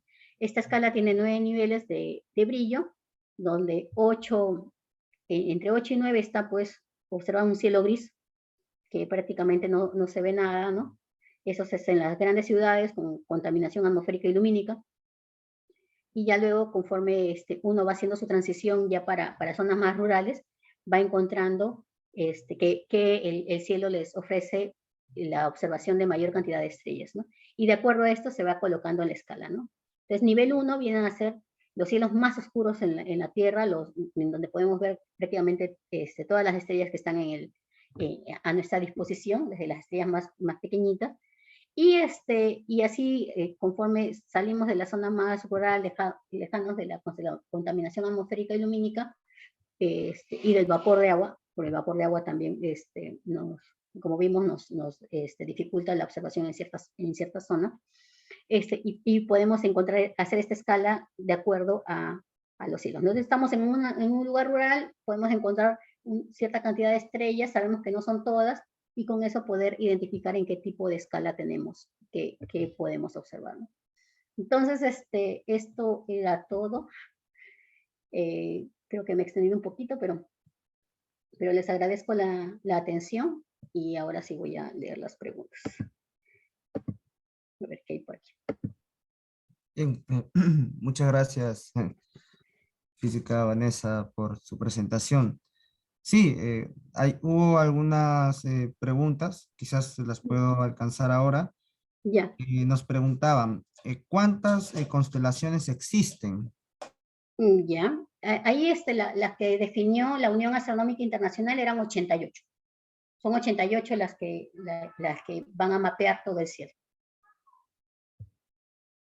Bien. Otra pregunta que nos hicieron fue, ¿qué constelaciones, además de la de Orión, se pueden observar desde aquí, desde el Perú? De hecho, son muchas constelaciones, ¿no? Y estas constelaciones vamos a poderlas observar de acuerdo a la época. Porque a Orión, bueno, yo utilizo bastante porque me gusta mucho, ¿ya? Pero Orión la podemos ver mayormente en el verano, ¿ya? Pero podemos ver a Tauro, podemos ver a Géminis, la Cruz del Sur, ¿no? La constelación de la Cruz del Sur, está Escorpio también, ¿no? Se ven una infinidad. Quizás les voy a alcanzar, si no, el software Stellarium, o tengo tiempo, porque lo puedo prender y mostrar, si no. O ya, no, ¿saben qué? En la siguiente voy a dedicar unos 10 minutos al Stellarium en la siguiente clase, y ahí podríamos trabajar un poco. Ahí en las cosas que compartí, he compartido una guía para poder descargar el Stellarium e instalarlo.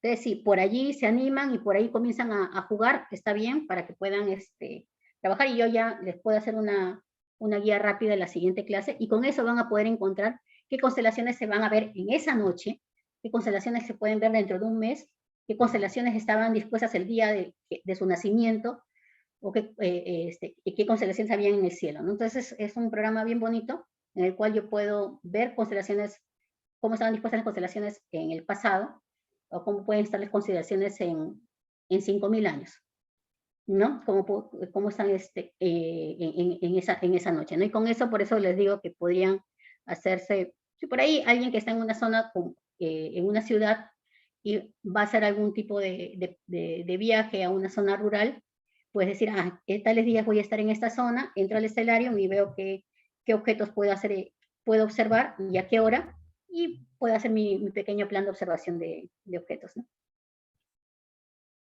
Bien, muchas gracias. creo que esas han sido las preguntas que habían quedado pendientes en el chat. Y bueno, nuevamente gracias por la ponencia que nos ha dado el día de hoy. Ya, ok, listo. Gracias a ustedes.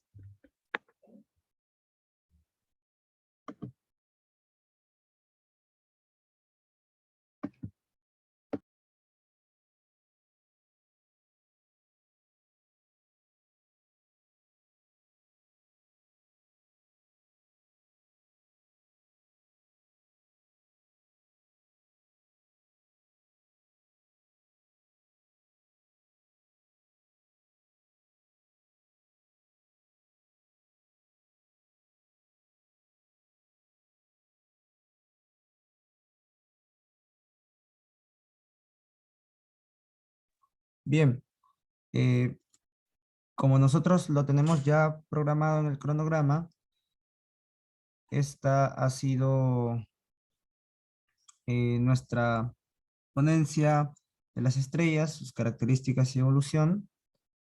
Y ahora vamos a proceder a nuestra hora de descanso para volvernos a encontrar a las 2 de la tarde y poder continuar con la ponencia sobre el quechua de Ferreñafe.